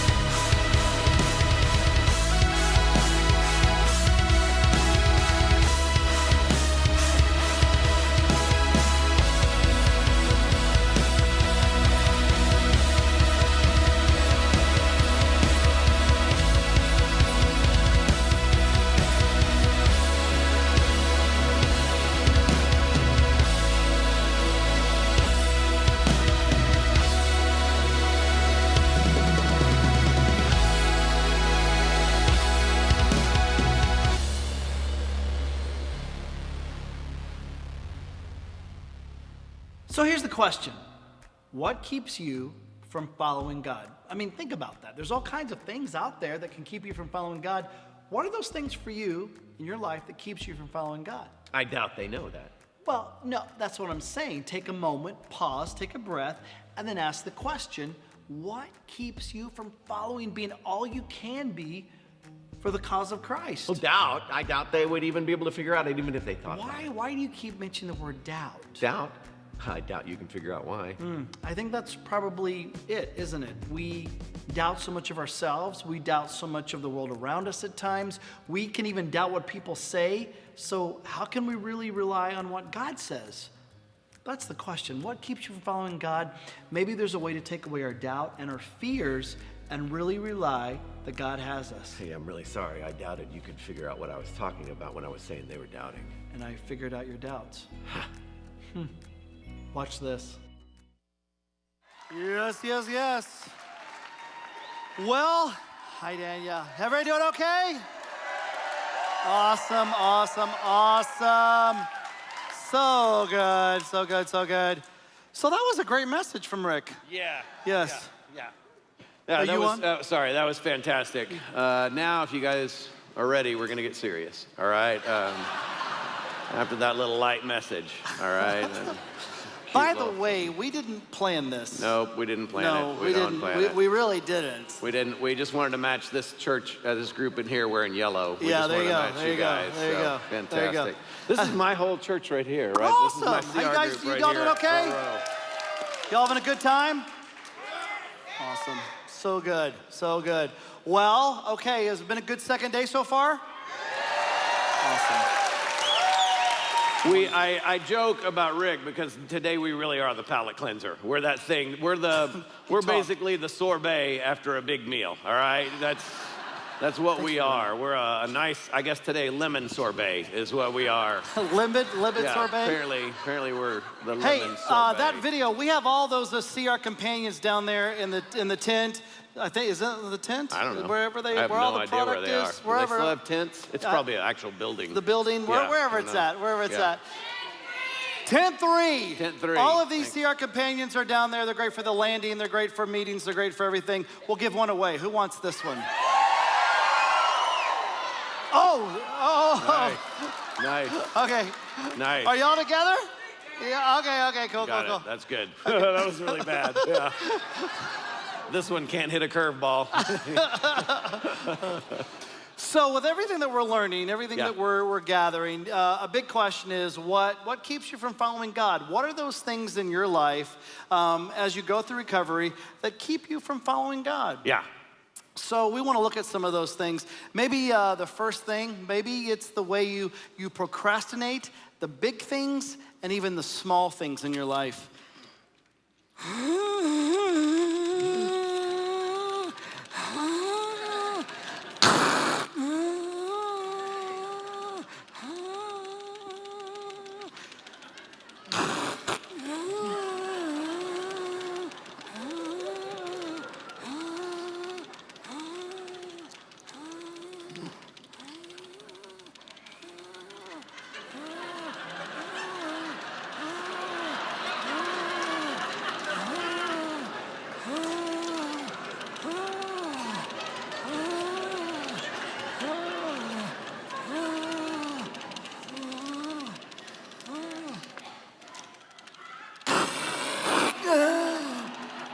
Morty, give me a smoke, Morty. There they are. There they are. I just need one. I just need one. I just need one. I just need one. There the baby is. I got it. There we go. There we go.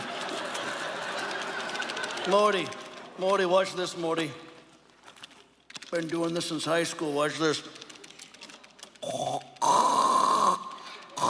Smoke rings, Morty, smoke rings. I still got it, huh? You never lost it. That's right. That's right. That's right. You got that right. 10-4, good buddy. You got that right. You got that right. Watch this. Oh, what?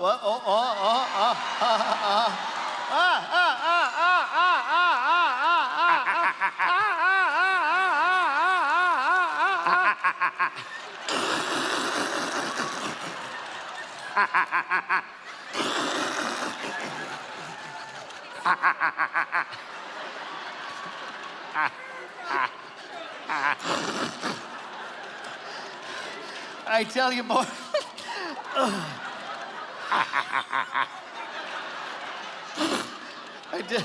I tell you, Morty, we've been saying we're going to stop the big things and even the small things in our life. I say it's not too late. I say we stop today. How about tomorrow? Okay. What keeps you? Thanks. You can call it. Thanks.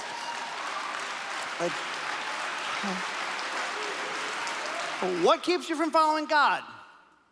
Maybe it's your fear. Grandpa?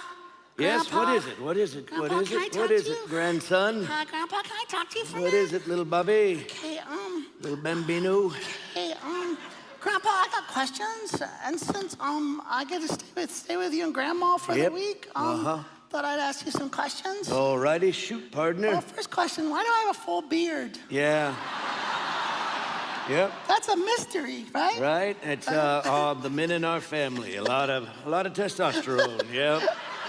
Grandpa, Yep. Grandpa, what does it mean when it rains? Well, let me think. That means that the angels are crying. They're very sad. You've probably done something wrong. Oh. Feels like a whole bucket of shame right there, Grandpa. Well, it worked in raising your dad, so yeah. Grandpa? Yeah. Grandpa, what does it mean when it thunders? Oh, that means the angels had chalupas for dinner the night before.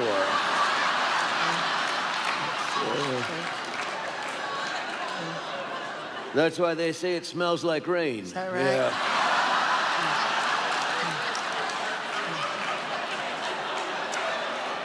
Did you take your glasses off? Can you see okay? Yeah, I can see Yeah. fine, Grandpa. Because you kind of look like a trucker. Kind of felt like something was off. Yep, you're off there. Yeah. Grandpa? Yep, what is it, Kimasabi? Thanks, Grandpa. You got it. Grandpa? Yep, Scooter, what is it? What? Why do pretty people marry ugly people? Well, pretty people marry ugly people because love is blind. But don't talk about your grandma that way, all right? I didn't say a word about it. There was no word. There was no word It'll about hurt her feelings. I didn't say a word. Nope, I know. Grandpa? Yeah, buddy?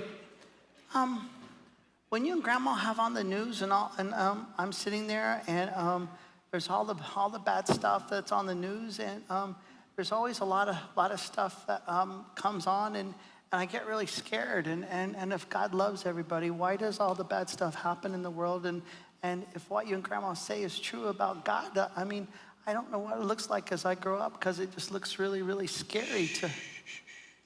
Now you listen. Your old grandpa will spin stories and tell tales all day long. But what I'm about to tell you right now is the truth. Since the beginning of time, good and evil have been battling it out.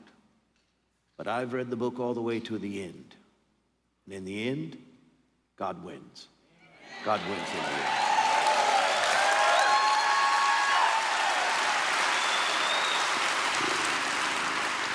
What keeps you from following God? Maybe it's the way you rationalize parts of your lifestyle.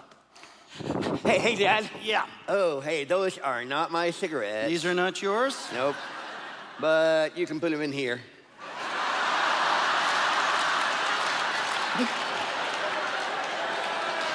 What's up?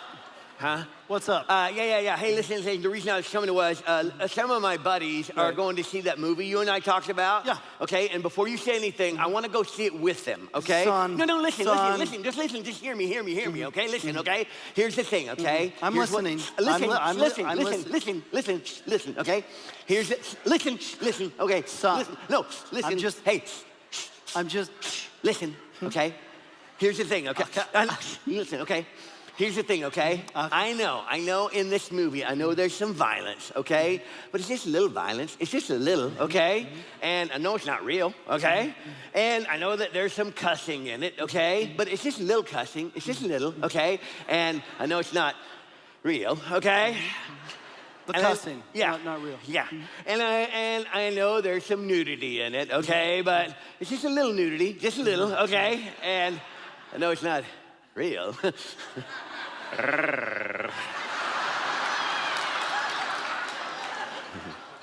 Son. Huh? Yes. Oh, yeah. Sorry. Okay. Sorry. Anyway, listen. Can I please go see the movie with my friends? Please.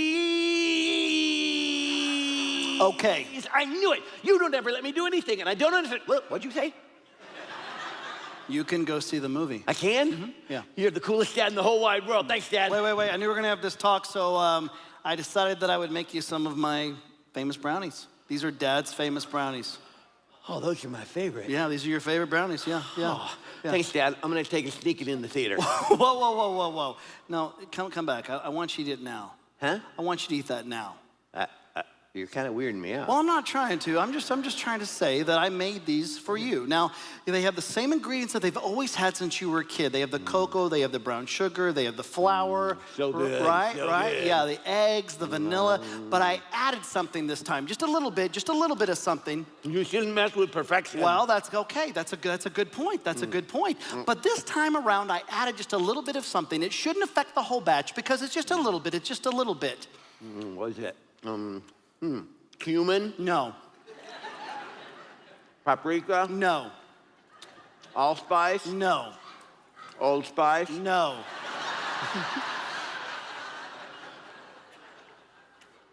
I can't taste the difference. Just a little bit. Okay, Yeah. I can taste it. What was it? Dog poop. Son, it's just a little bit. It's just a little bit, son. It's just a little, son. Son, it's just a little bit. It's just a little bit. Son.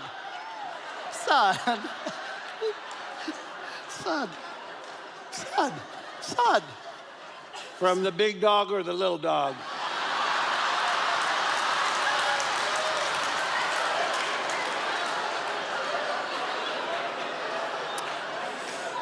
The little dog.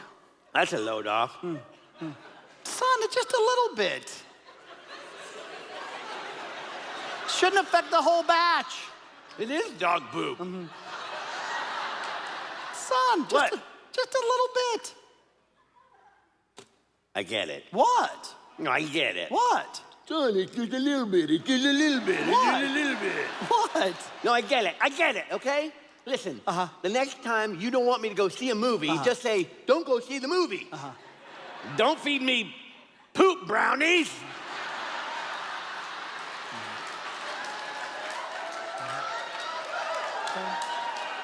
I don't even want to go see the movie now, okay? I just want to go get something to drink. Okay.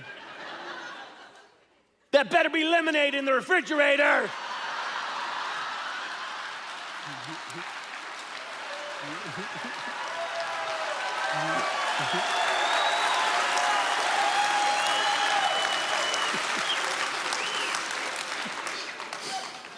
You know you're at CR when there's tobacco and brownies on the stage. It's a good thing, isn't it? That's a meal for two right there. That is a meal for two. That's a meal for two. That's a date night. That's a That's a date night. That's a date night. There's not enough time to talk about the number of excuses that I've made in my life to say this is okay, or I don't have to do that, or you know what, I'll start it later or tomorrow. So many excuses, and I wish I could get rid of all of those excuses and just go. But there's a time where you could just have to stop and say, you know what, I'm not gonna let anything keep me from God any longer. It's time to start. That's right. You know? And 2 Peter 1:3 says this, by his divine power, he has given us everything we need. God has given us everything we need for life and godliness. So when the question is asked to you, what keeps you from following God? Because by his divine power, he's given us everything we need to be a godly man and a godly woman. Bottom line, maybe it's just you. Let's raise the roof and let's be great. Thanks, guys. Thank you. Well, welcome back to Winterfest 2021, and you're joining us for Session 3. Now, as soon as I read what we were going to talk about in Session 3, about truth, I knew where we had to do it. One of my favorite spots in Southern California, it's the Santa Monica Pier. It's been around since, well, 100 years, 1909. And since it was built, it was a place where people loved to come, especially after they added the rides. Now, I don't know what kind of ride you go for. If I go to the county fair, I'm gonna skip the roller coasters, I'm gonna go past the small world kind of slow cruisy rides, and even those that'll flip you over and make you throw up on your buddy. No. I wanna go stand in line for one of the oldest rides around. In fact, a ride that was invented in 1893 by a guy named George, wait for it, Ferris. Yeah, the Ferris wheel. I bet you didn't know that the original Ferris wheel had cars nearly the size of railroad cars. 60 people could ride in each one, and it took you 260 feet in the air. Now, the one here in Santa Monica is not quite that tall, but it'll still make the same point we need to get to. Let me show you. All right, I know that some of you Winterfesters are saying, Jeff, really? The Ferris wheel? Give me a break. It's the most boring ride in the world. But you got to think about what it gives you that no other ride does. It gives you a perspective on your surroundings you can't get any other way. In fact, it's said that in 1893, when people rode up 260 feet in the air, many had never been that high in their whole lives. And looking down, they said they saw the world differently now.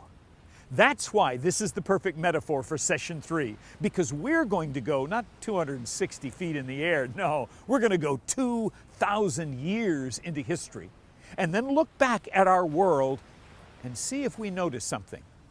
I believe we will. I believe that we'll notice a person who stands out over all of humanity, a person who changed the world and made amazing claims. Maybe one of the biggest was this. Jesus said, I am the way, the truth, and the life. Now you notice he didn't say I'm truthful or yeah, my word is truth. He said, no, I am the truth. When you hear that, you have to stop and say, okay, what have you done to back up that claim? And when we look back on history in Session 3, what we're going to see is that we're not talking about truth as a concept now. We're talking about truth as a person. And that person is Jesus Christ.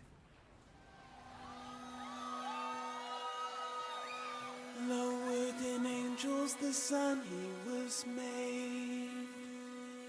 You crowned him with glory and honor and place.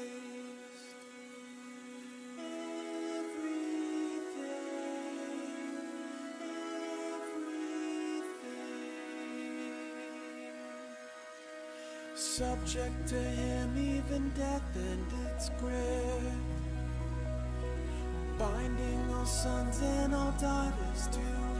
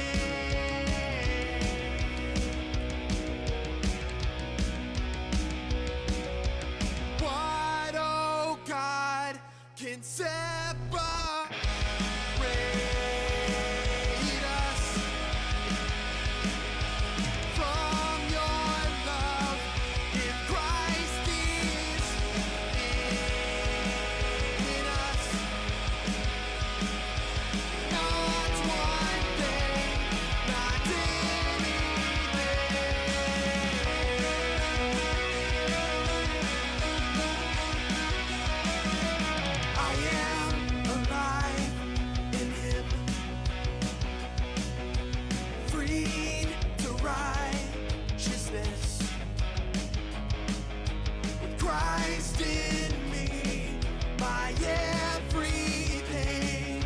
A child, a son, was lost, but found by a God who calls my name. He calls my name.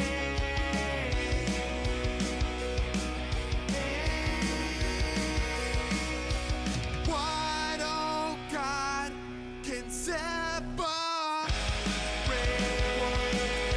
us from your love? If Christ is in us,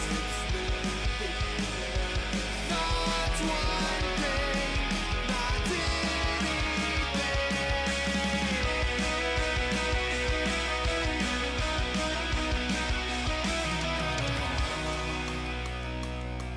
Who knows the quiet secrets of the heart? That none is righteous, no, not even one. He tasted death, the glory of the Son.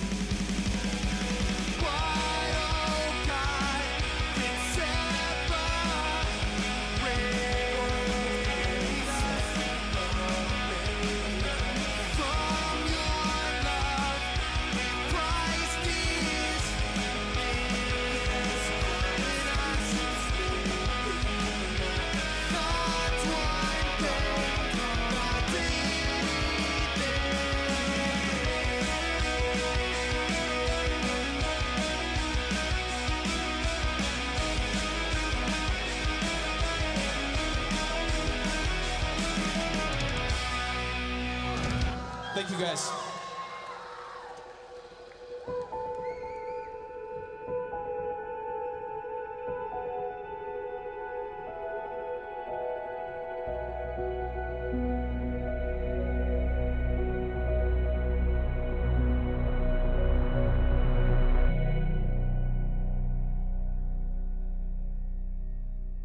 All right, Winterfesters, I'm just going to confess I don't know when I first got hooked. I mean, kind of addicted. I was very young. And I remember this TV show called Sherlock Holmes with a guy named Basil Rathbone playing Sherlock. And he and Dr. Watson would find out who the killer was or who stole the jewels. These are shows that have been around forever. Now, later in life, maybe like you, I enjoyed some CSI. Is anybody out there who's a CSI fan? Okay. And Law and Order. Now, Law and Order had the best of both worlds because not only were they playing the detective, you know, the cops on the beat trying to find out who it was that left the gun or left the fingerprints, but then you got to go to the courtroom where these brilliant attorneys would say, now this is the truth. And they'd try to convince somebody of what the, truth is. Well, in this section of Winterfest 2021, I've been asked to talk about the truth, and not just the truth about what happened, but the truth about who. In fact, our question today is not what is the truth, but who is the truth. Now, in order to determine whether a theory, whether a hypothesis, for instance, Jesus is Lord, people would say, well, that's just your belief. Okay, in order to determine whether a belief is correct, there was an ancient philosopher, well, he's really not that ancient, about 800 years ago. He was a Franciscan priest in England. He was William of Ockham. And he invented a concept they call Occam's razor. It'll slice through any problem. And here's basically his line for Occam's razor.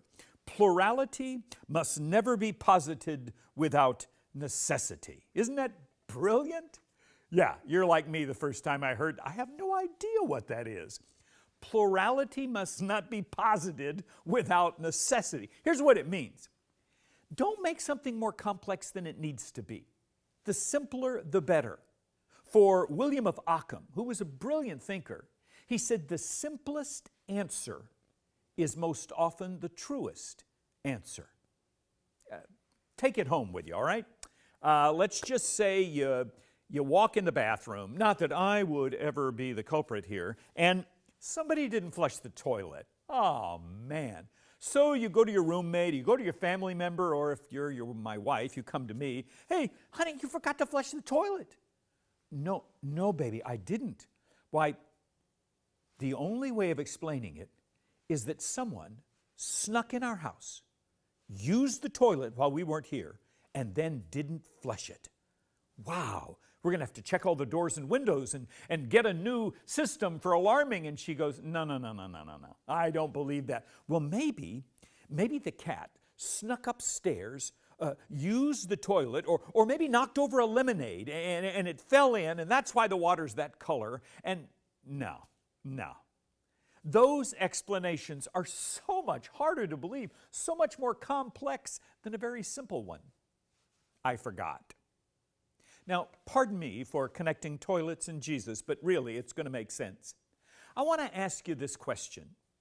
If you believe that Jesus is the Christ, that he was God's Son, that he came and did miracles, born of a virgin, and then died, and 3 days later, not one, not two, 3 days later, the scripture says he was resurrected.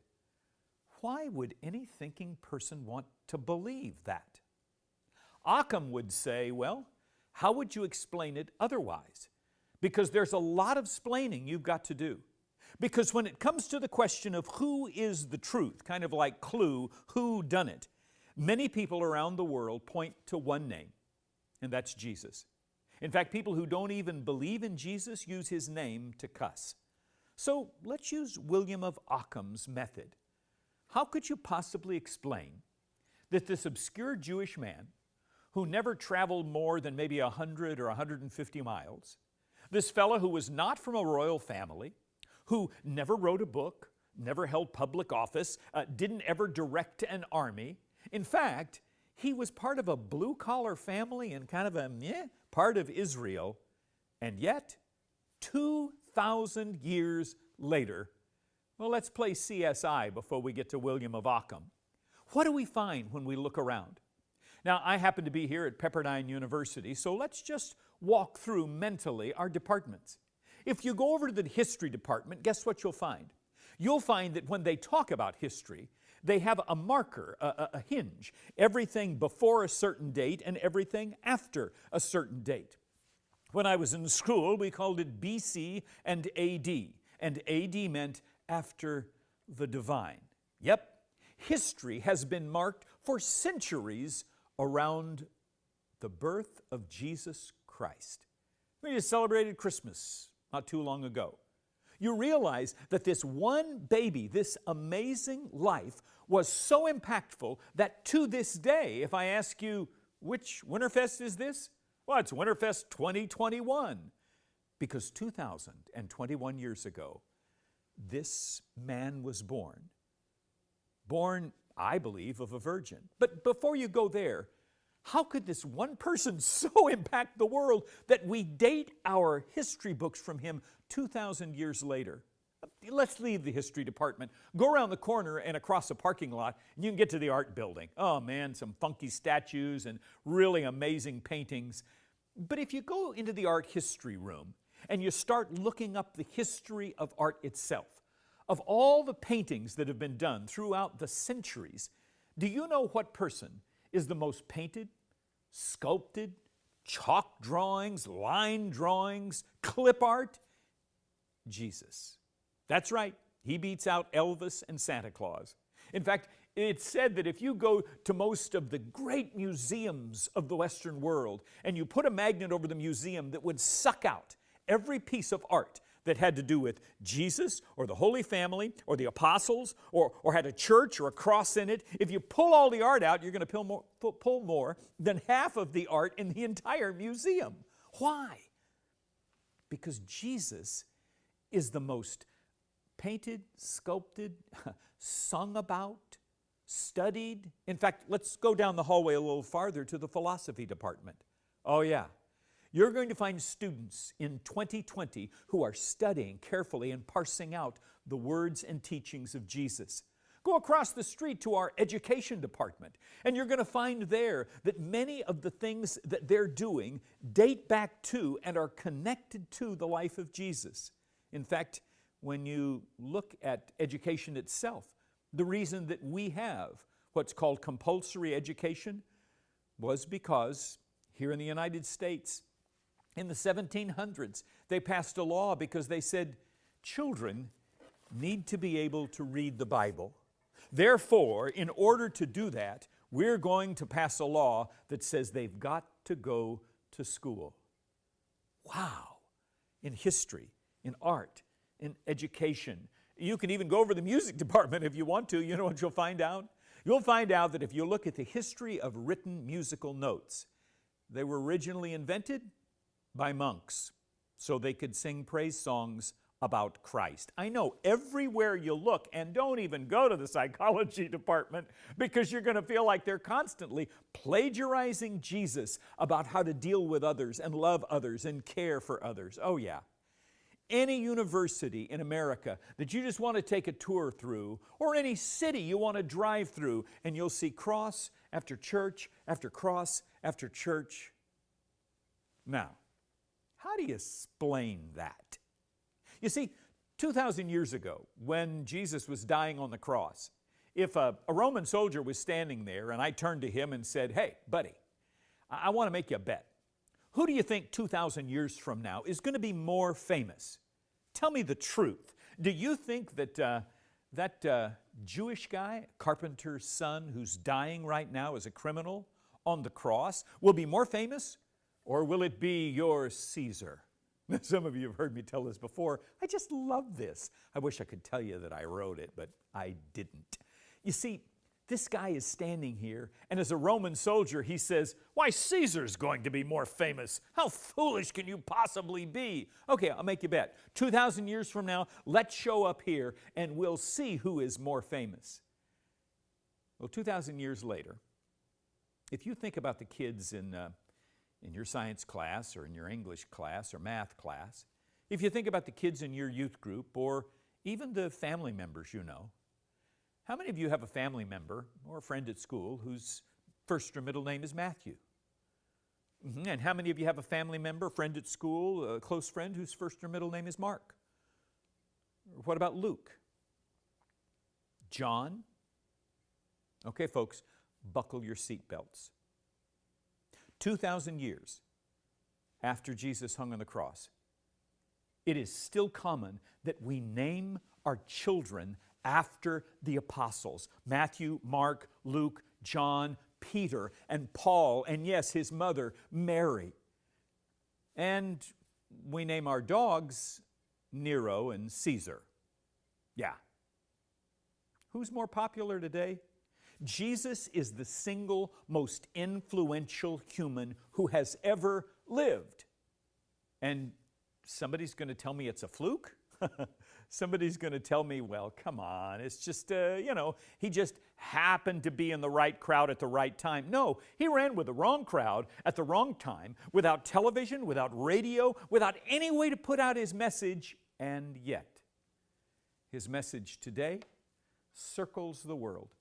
And the Bible, one of the most published and translated books on the planet. The truth? Let's apply Occam's principle. The simplest answer may be the easiest. In fact, the simplest answer, rather, may be the truthful one. Well, let's apply Occam's principle. Remember what he said? The simplest answer is most often the truth. Well, the simplest answer to why this one life has so changed our world is that he was completely unique, is that he died, was buried, and rose is that he was who he claimed to be, the Son of God. Because that explains everything rather than, well, maybe, sort of, what if, Occam, thanks for your razor, but we've got a little more slicing to do. So give me one more minute, will you? The reason that many people balk when you say, well, Jesus is, oh, wait a minute, no, my grandma got all over me about Christianity, or no, I know about Jesus. You see, Jesus, through the years, well, through the centuries, has had a lot of stuff hung on him, kind of like an over-decorated Christmas tree. Or any of your friends have a water bottle, maybe a hydro flask or something, that they put a sticker on from every hike they go on or every concert they go to, until pretty soon you can't even see the water bottle anymore. It's just covered with stickers. Some of that has happened to Jesus. And if we're going to talk about the truth, then I need to peel away a few of those stickers or ornaments that have been stuck on Jesus that may keep people from saying, I trust you, Jesus. I'll follow you. Because, well, through the years, in Western culture, Jesus, for instance, has often been white, like me. Now, understand there's nothing wrong with being white, but Jesus wasn't white. Jesus came from the Mediterranean. He was someone might say a person of color. You say, Jeff, why does that matter? All right, think about the whole world looking at Christ and us, that is Western culture, portraying him as a white Savior. You need to peel that sticker off and realize that Jesus was a Jew, born in Israel. Not only that, but as long as we're kind of stripping some stickers off, let's take away the big-eyed picture of Jesus. You know the one? Jesus who is never mad at anyone, and Jesus who is just so sweet and loving. You know, those people you just want to slap, pardon me, but it's that notion that Jesus was this sappy, wimpy, or this one, that he floated above wherever he walked, right? That Jesus was never disturbed by anything and always spoke with an English accent. That Jesus never sweat, that Jesus never bled. Well, read the Bible and you'll peel some of those stickers off pretty quickly, because the Word tells us that Jesus did get tired, that Jesus did sweat, that Jesus was bloody, and that Jesus was Jewish. Now, if you're saying, Walling, what's the big deal? I mean, why does it matter? You know, you can so cover something up. You can so hang labels on a name. Take the name Hitler. Right. None of your friends probably have that as a name, right? Or the name Judas. We hang notions and ideas and images on a name, and if you have hung a bunch of images on the name Jesus that aren't real, it may actually be keeping you from sharing Christ with your friends, and be keeping your friends from listening to you when you talk about the truth, the one who came as the truth, the one who came and taught the truth, and the one to whom we can truly turn for help and for hope. His name is Jesus, but not the Jesus of many Christmas cards and even many ideas that Christians have. So, what was the real Jesus like? How do we dispel this notion if we're really going to ask, who is the true Jesus? Two things, and then I'll let you guys talk about it. Principle number one, when I read Scripture, what I found out was that Jesus was extremely, wait for it, demanding of His followers. Jesus was not like, man, whatever you want to do, whatever's cool, man, you got your truth and I've got my truth. I want you to just listen from the book of Luke to Luke chapter 9, where as they were walking along the road, a man said to him, I'll follow you wherever you go. Now, doesn't that sound like a great disciple, right? I mean, whoever he was, Bob here, he could have joined the apostles, Peter, Andrew, James, and Bob. I'll follow you wherever you go. Man, if somebody says that to you, you're thinking, you are the man. Listen to what Jesus said to him. Well, foxes have dens and birds have nests, but the Son of Man has no place to lay His head. Jesus was saying, hey friend, This is not easy. If you're looking for something that's going to make you feel good and make you feel comfy, where you're going to be in your comfort zone, you're following the wrong Messiah.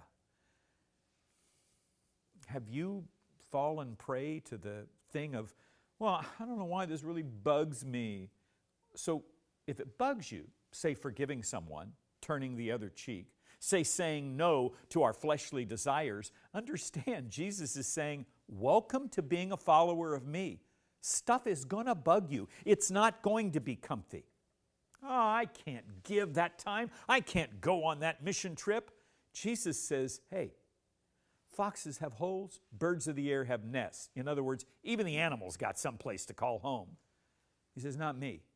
If you're not ready to be homeless, don't follow me. If you're thinking that's tough, take a look at what he says next. He said to another man, follow me. But the man said, oh Lord, first let me go bury my father. Now, if I was talking to somebody about, say, coming to church, or let's sit down and study the scriptures, or you need to give your life to Christ and be baptized, and he said, well, I'd like to do that, but you see, my dad died, and his funeral is this Sunday, and so I can't do it on Sunday. Can you imagine how horrified you would be if I said, what do you mean you're putting your dead father before your spiritual life? You need to skip that stinking funeral and show up so that you can go to church and be baptized. Stop. It even sounds awful to say it, right? But Jesus turns to the man and says this, let the dead bury their own dead, but you go and proclaim the kingdom of God. Yeah, that's that doe-eyed, big-eyed, oh, everybody's okay, Jesus, who says, let me be clear, nothing can come before your commitment to the kingdom of God. Now, about the time you're ready to run screaming the other way, I'll read you one more. Still another says, I'll follow you, Lord, but first let me go back and say goodbye to my family. That seems like a gentle enough request. Can I at least go kiss my mom goodbye and say, hey, I'm going to become a disciple following Jesus. See ya. Jesus replied, no one who puts his hand to the plow and looks back is fit for service in the kingdom of God. Okay, the plow thing may be a little confusing. So no one who grabs a hold of the lawnmower and says, yep, I'll mow the lawn, Dad, but then looks over his shoulder saying, oh, but I was in the middle of a video game. That person's not fit to mow the lawn. Okay, Jesus, I am so confused. Help me out. The true Jesus, the real Jesus, calls us to a demanding life of sacrifice and service for others. He calls us to be willing to put Him first so that we can love God with all our heart, soul, mind, and strength and love our neighbors as we love ourselves. And if we claim to be believers, the true Jesus says, okay, I hope you're ready. But you know what's interesting? While Jesus was demanding of His followers, He was so patient with those who were seeking. Jesus was way easier on the prostitutes and the tax collectors and the robbers and the thieves and the liars than He was on the Pharisees and the Sadducees and even on His own apostles. Now, if you want to follow the truth of Jesus, buckle your seatbelt. Here's your assignment.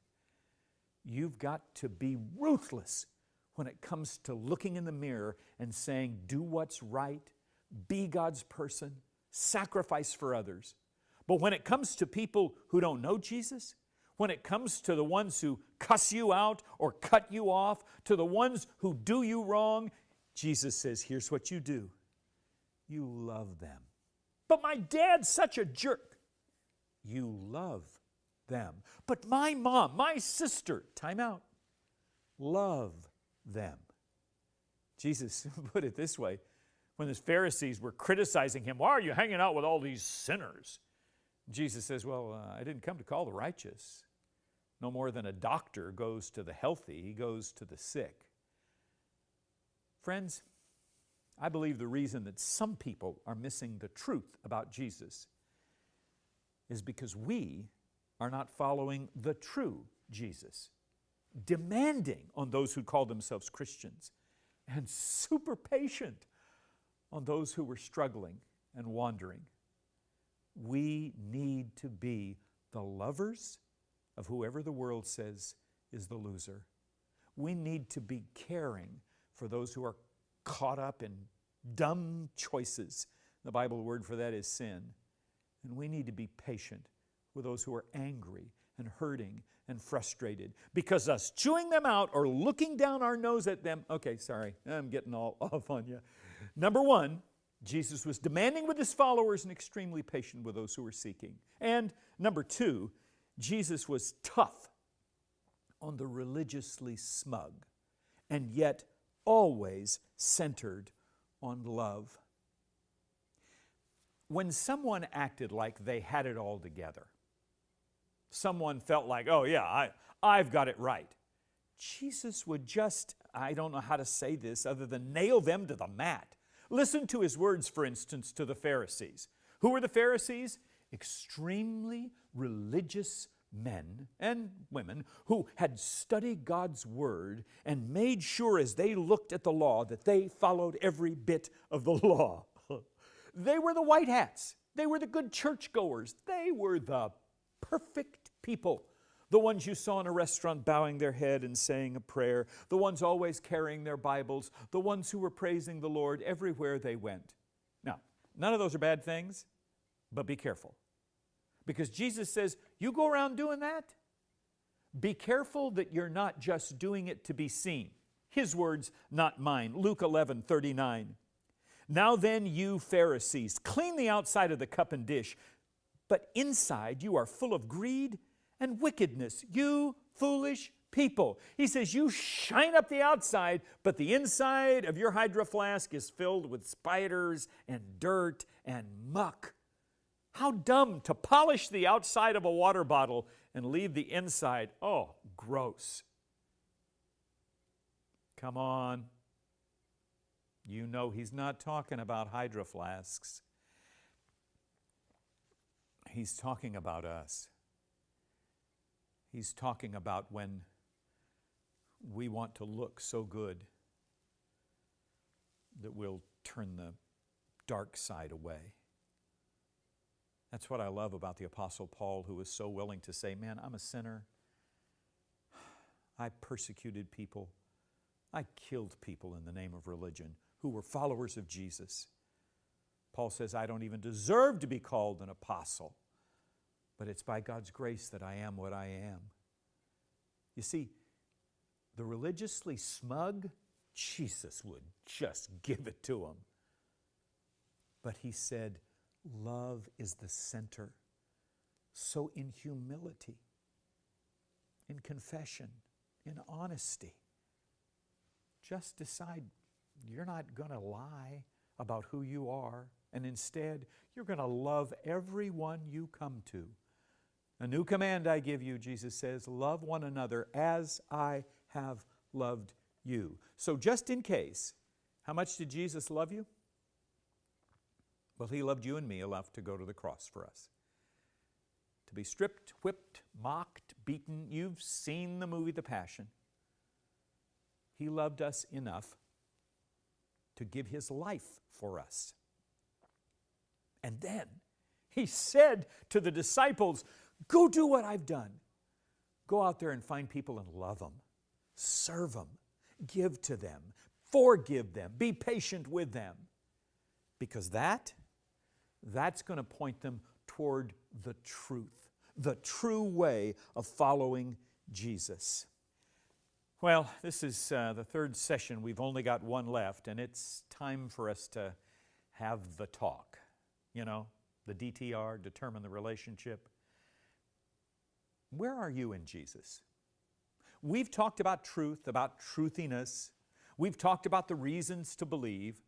But when you look at the true Jesus, the Jesus who was loving and patient with the seeker and the hurting, and who was tough on the followers and absolutely harsh on the religiously smug.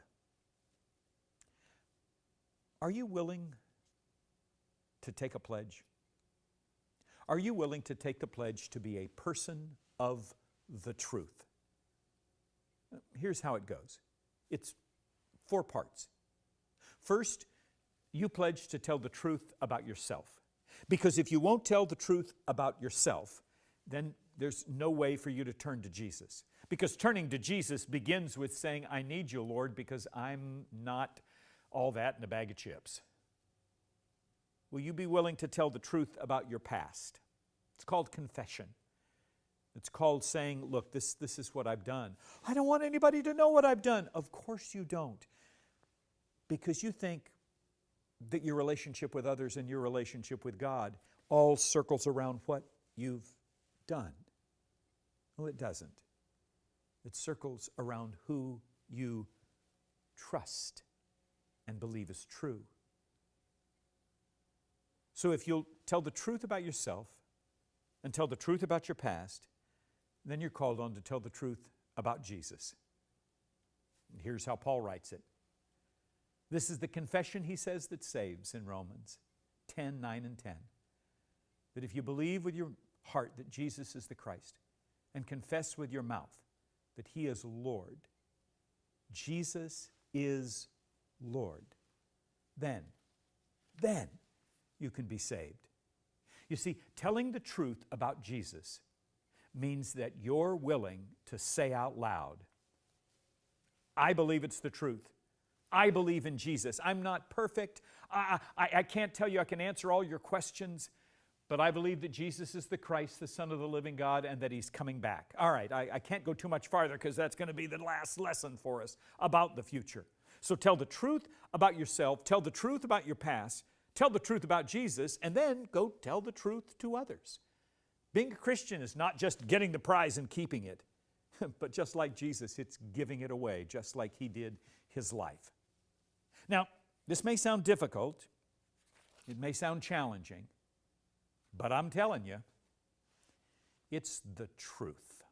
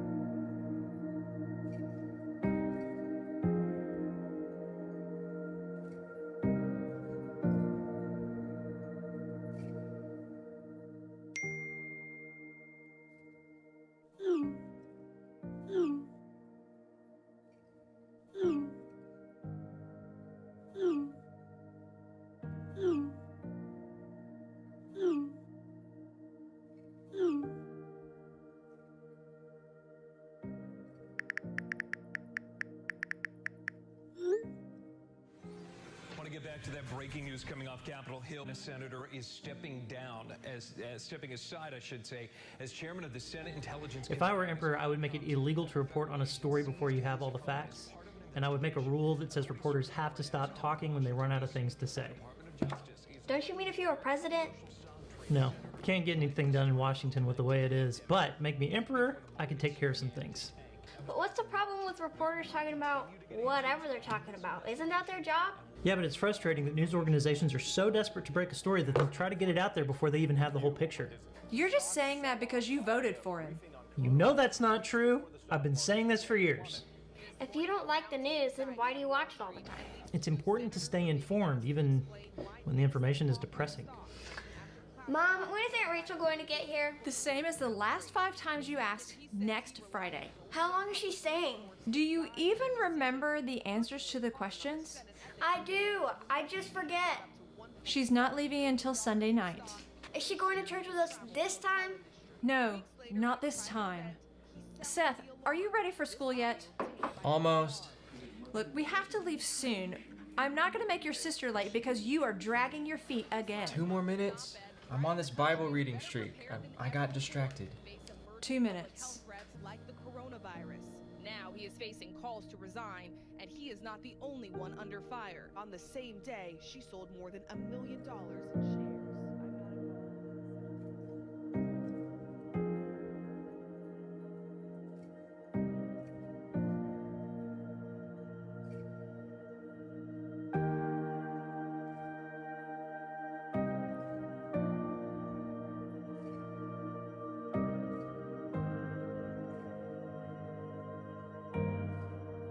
that? Seth? You going to your poetry thing tonight? Poetry slam, Dad. It's spoken word, and yes, I'm going tonight. Awesome sauce. We'll be there. What? We're coming tonight. The whole family. Oh, I thought you said poetry wasn't really your thing. Well, definitely not as much as it is yours, but we thought we'd support you. Is that okay? Yeah, sure. Have a good one. Make us proud. Yeah. Well, I hope you heard some things just now that made your brain spin and maybe even caused you to want to talk with somebody about them. That's why we've included discussion questions this year in Winterfest 2021. They're right here on this video. All you need to do is sit back and let it roll. Each question will come up, you can pause it, and then talk together. When you're done, unpause and a new question will show up. Yeah, I figure if Jesus has made this much impact over 2,000 years of history, we can afford to take a few minutes and talk about him. I think it'll be a blessing. Enjoy. We're going to take just a moment to do that, and our night's about over. But we want you just to kind of take a moment and reflect on some of the things that you've heard today, this morning session and this evening session. Again, we've asked this question before, but how many of you heard something that Jeff just shared that kind of stuck with you as like, that I needed to know that? I'd like to get just a couple of them from this side and a couple from this side that we can all hear, and then we'll share in just a moment. And then Blake, be thinking of one that maybe that you heard. But is there somebody over here that is willing to share something that you heard? Justin, just stand up.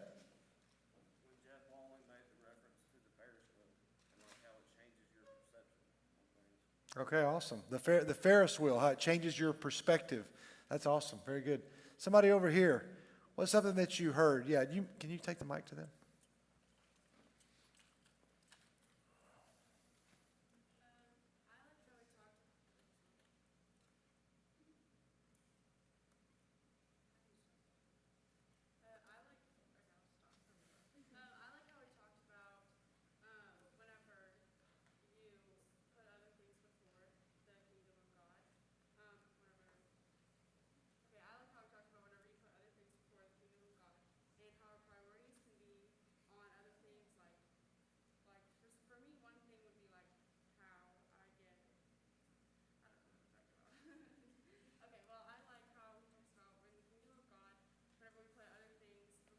Right?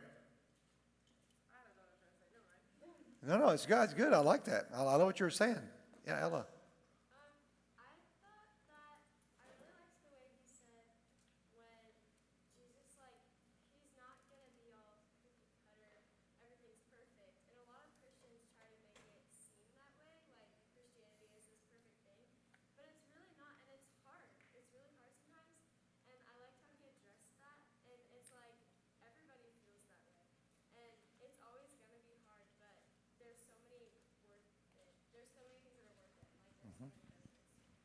Okay, good. These are great thoughts. Yeah.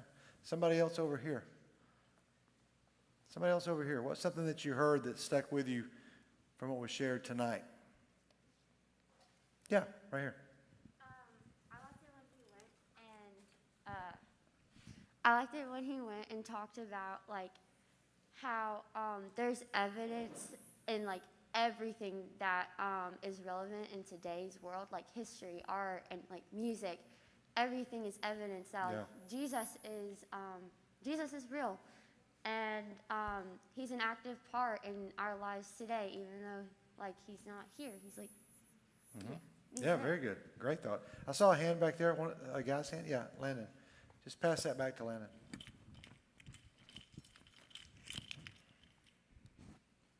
I don't remember exactly what Jeff said, but he said that, of course, the truth hurts because we want Jesus, we believe that Jesus is, our relationship is how others think about us, how Jesus thinks about us, how our friends think about us, but it's really who we trust. And I just took that away. Very good, very good. Yeah, Sarah's got one right here. I liked it how he was. Oh my. I liked how he was talking about like even if we don't like it, we have to like confess and everything like that. Like if we don't like to confess, like we have to come to it and just like get it over with because you know that you should do it even though you don't want to. Okay, good. Thank you for that. Somebody else over here. One more person over here. I thought I saw another hand earlier. One last reflection from this side over here. Oh, we got one right here. Yeah, that's great. Good, very good. Go ahead. Yeah, we'll do this side. That's great.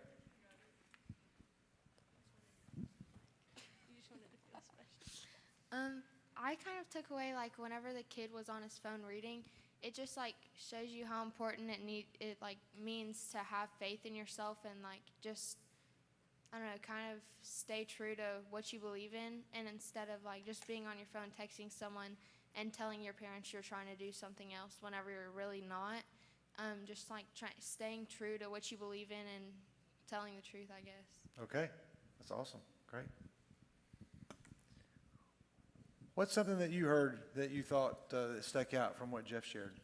I really liked the sticker analogy, that the world that we are putting this idea or this view of Jesus. I think sometimes it's like the philosopher or like a Mr. Rogers version of Jesus, that he's this really sweet man that said a lot of nice things that we all think was really, really cool that he said and really nice, and it's in all of our things. And I think as he was talking, it was a realization of the stickers that people are putting on Jesus, or the Christ, are also the stickers they're putting on the Christians, and how we're supposed to act and how we're supposed to believe. And the truth that we believe about Jesus is the truth that people should believe about us.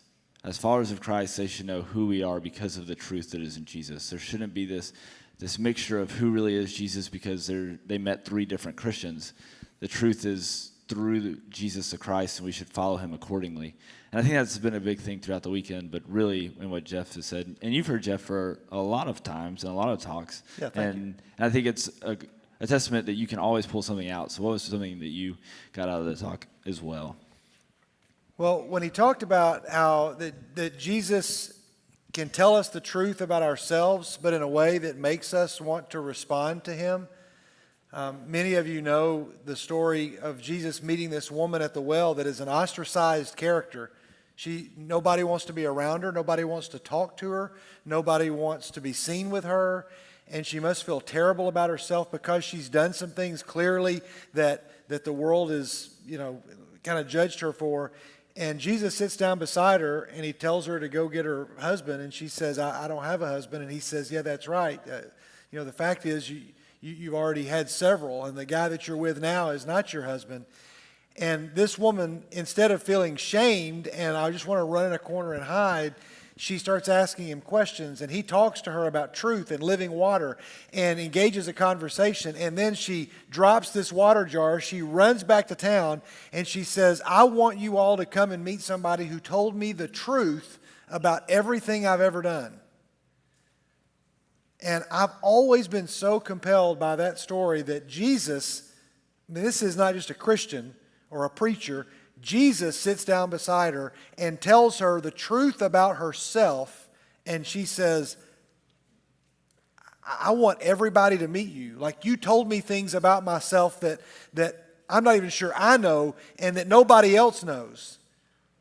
And everybody in this room, including the one talking to you, everybody in this room has things in our past or our present that nobody else knows. And somehow we are so afraid that Jesus is going to find out, and he knows.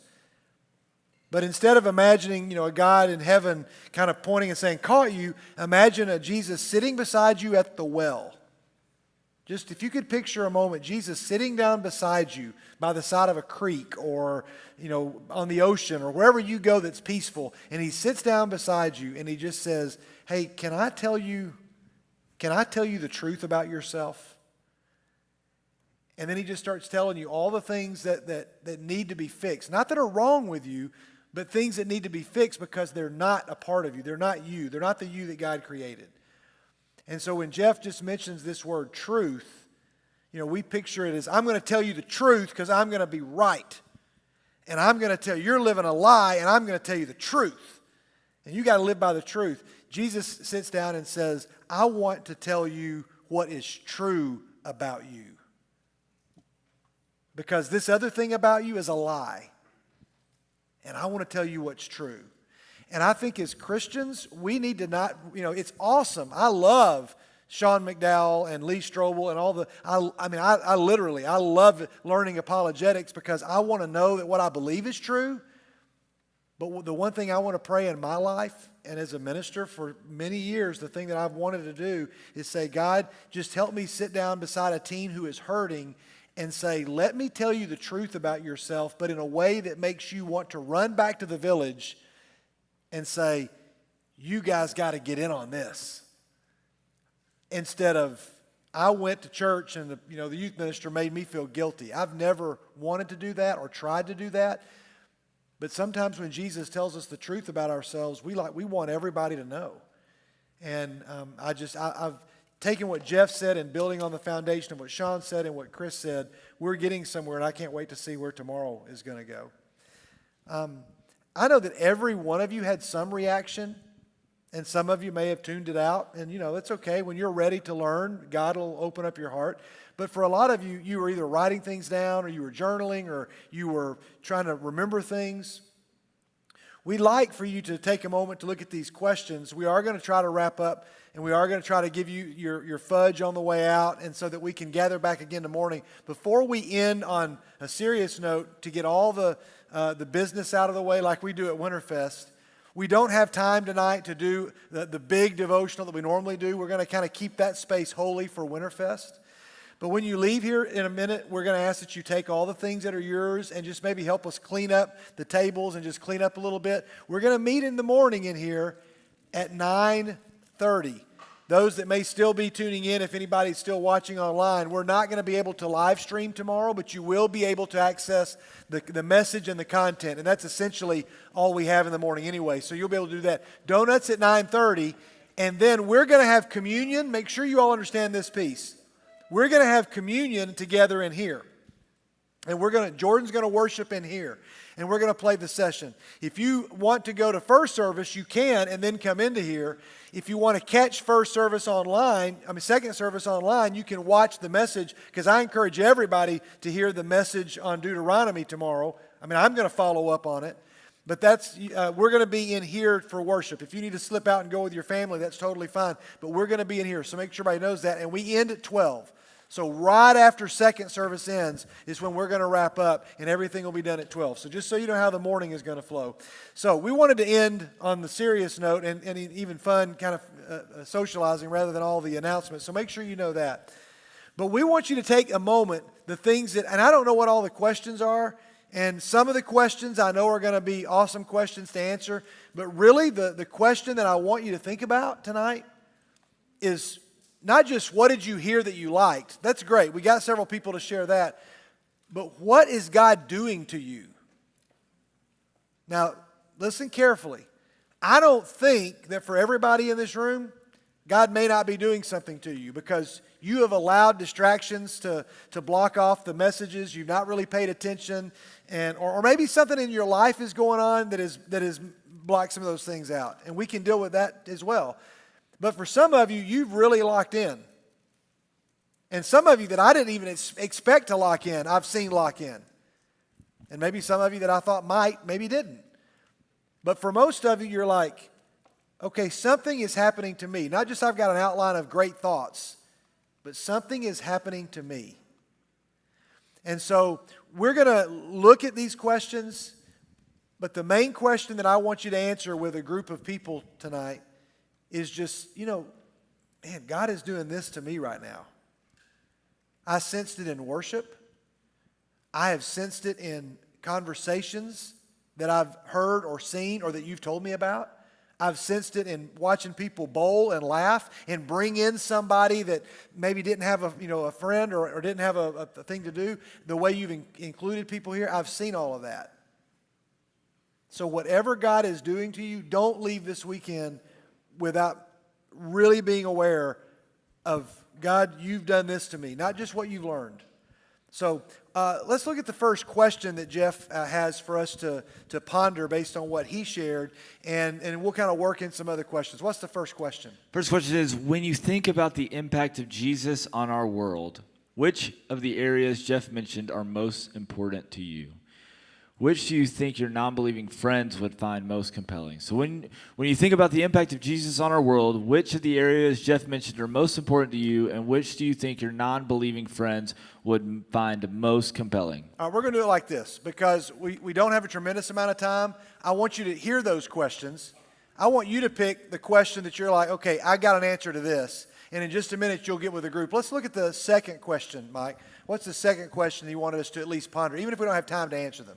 Jeff said that Jesus was demanding of his followers, but patient with the lost and seeking. How does that impact your picture of Jesus, and what does it make you want to change in the way that you talk about Jesus? Okay, so just kind of think about these questions. We can maybe just keep flashing them up if we want to later, but let's look at the third question, the things that they wanted us to be thinking about. It's hard to maintain a loving focus, but knowing how Jesus was tough on the religiously smug, yet always centered on love, how can we avoid religious pride and smugness and better love like Jesus did?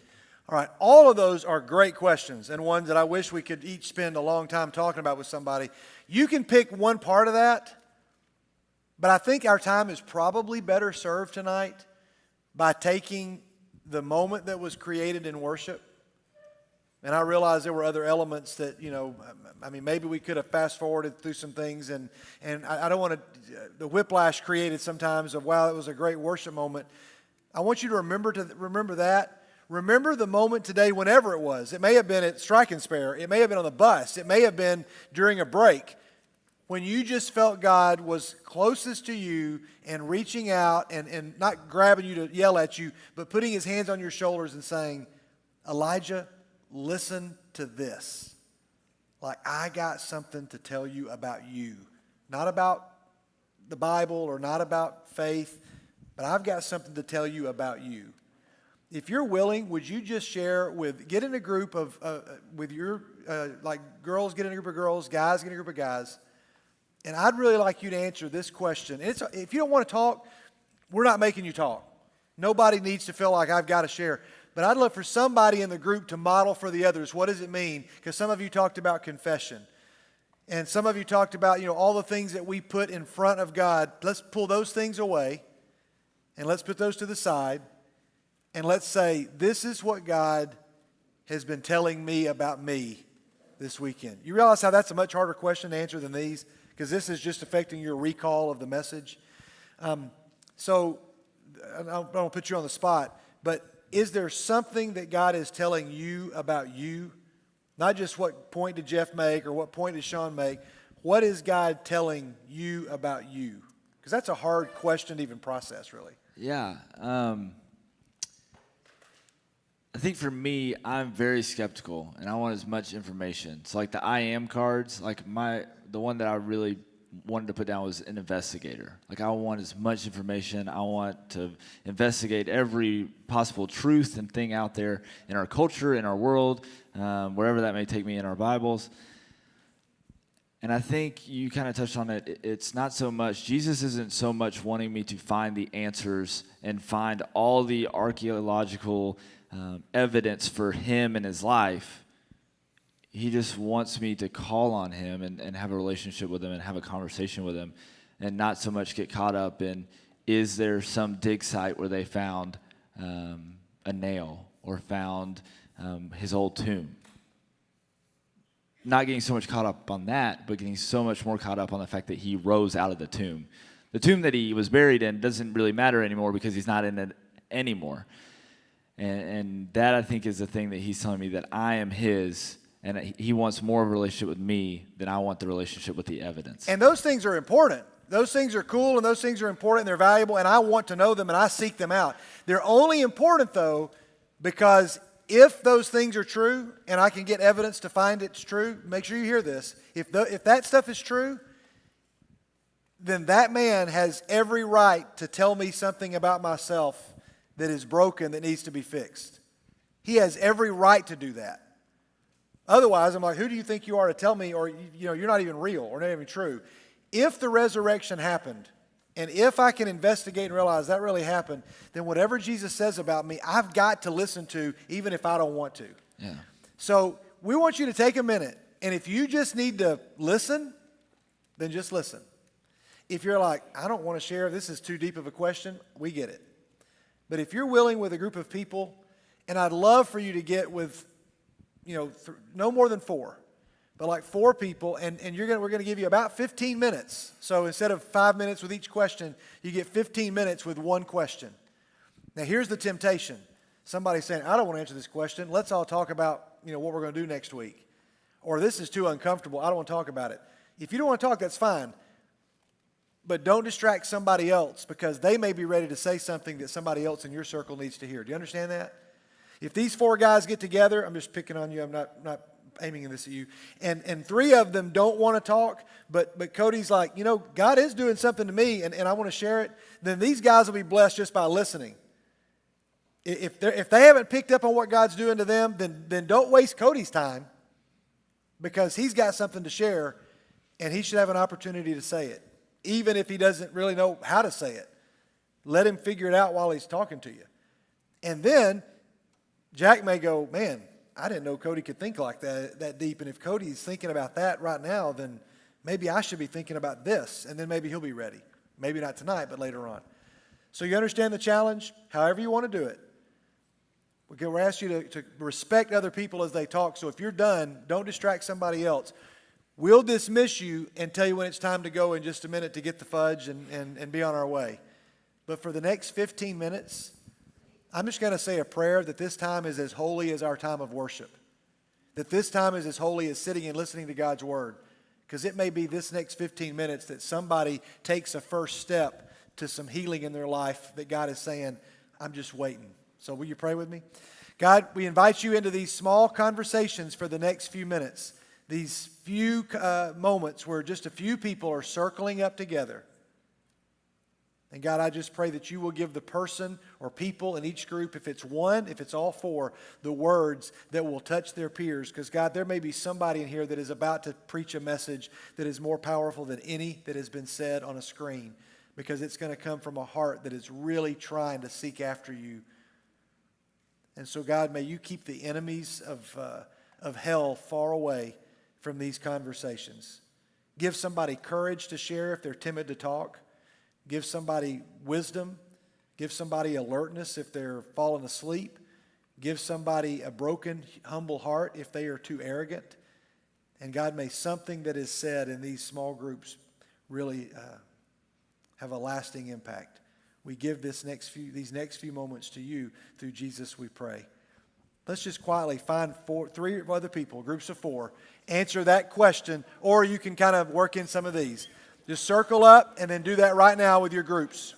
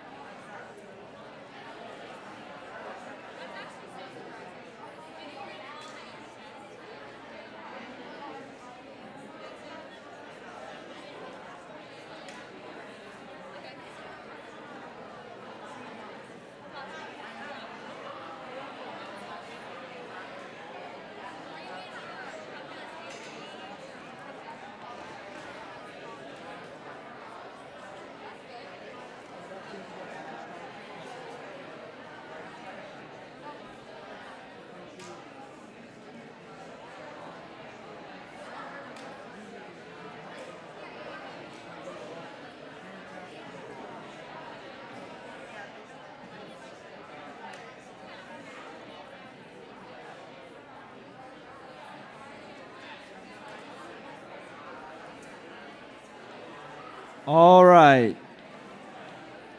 We're going to start transitioning into the fudge, getting the fudge. And so, DJ Mike, if you'll turn all the lights on, maybe have some music. We're going to go ahead and send the seniors through first. So if you're a senior, go ahead and get some fudge. Just go through the table. You can pick it up. You don't have to. You just pick the one you want. You grab it and go through the line. So seniors, you guys are up. Some of you may have your parents that are waiting for you outside, so maybe just check in with them and say, like, we're almost done, just so that you know and they know where you are and where we're at with tonight.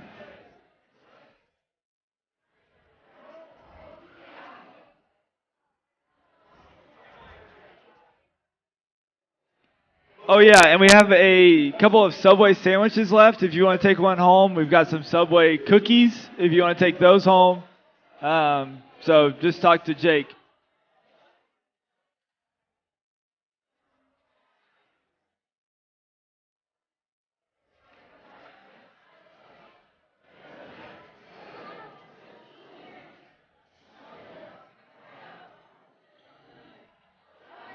All right, juniors, if you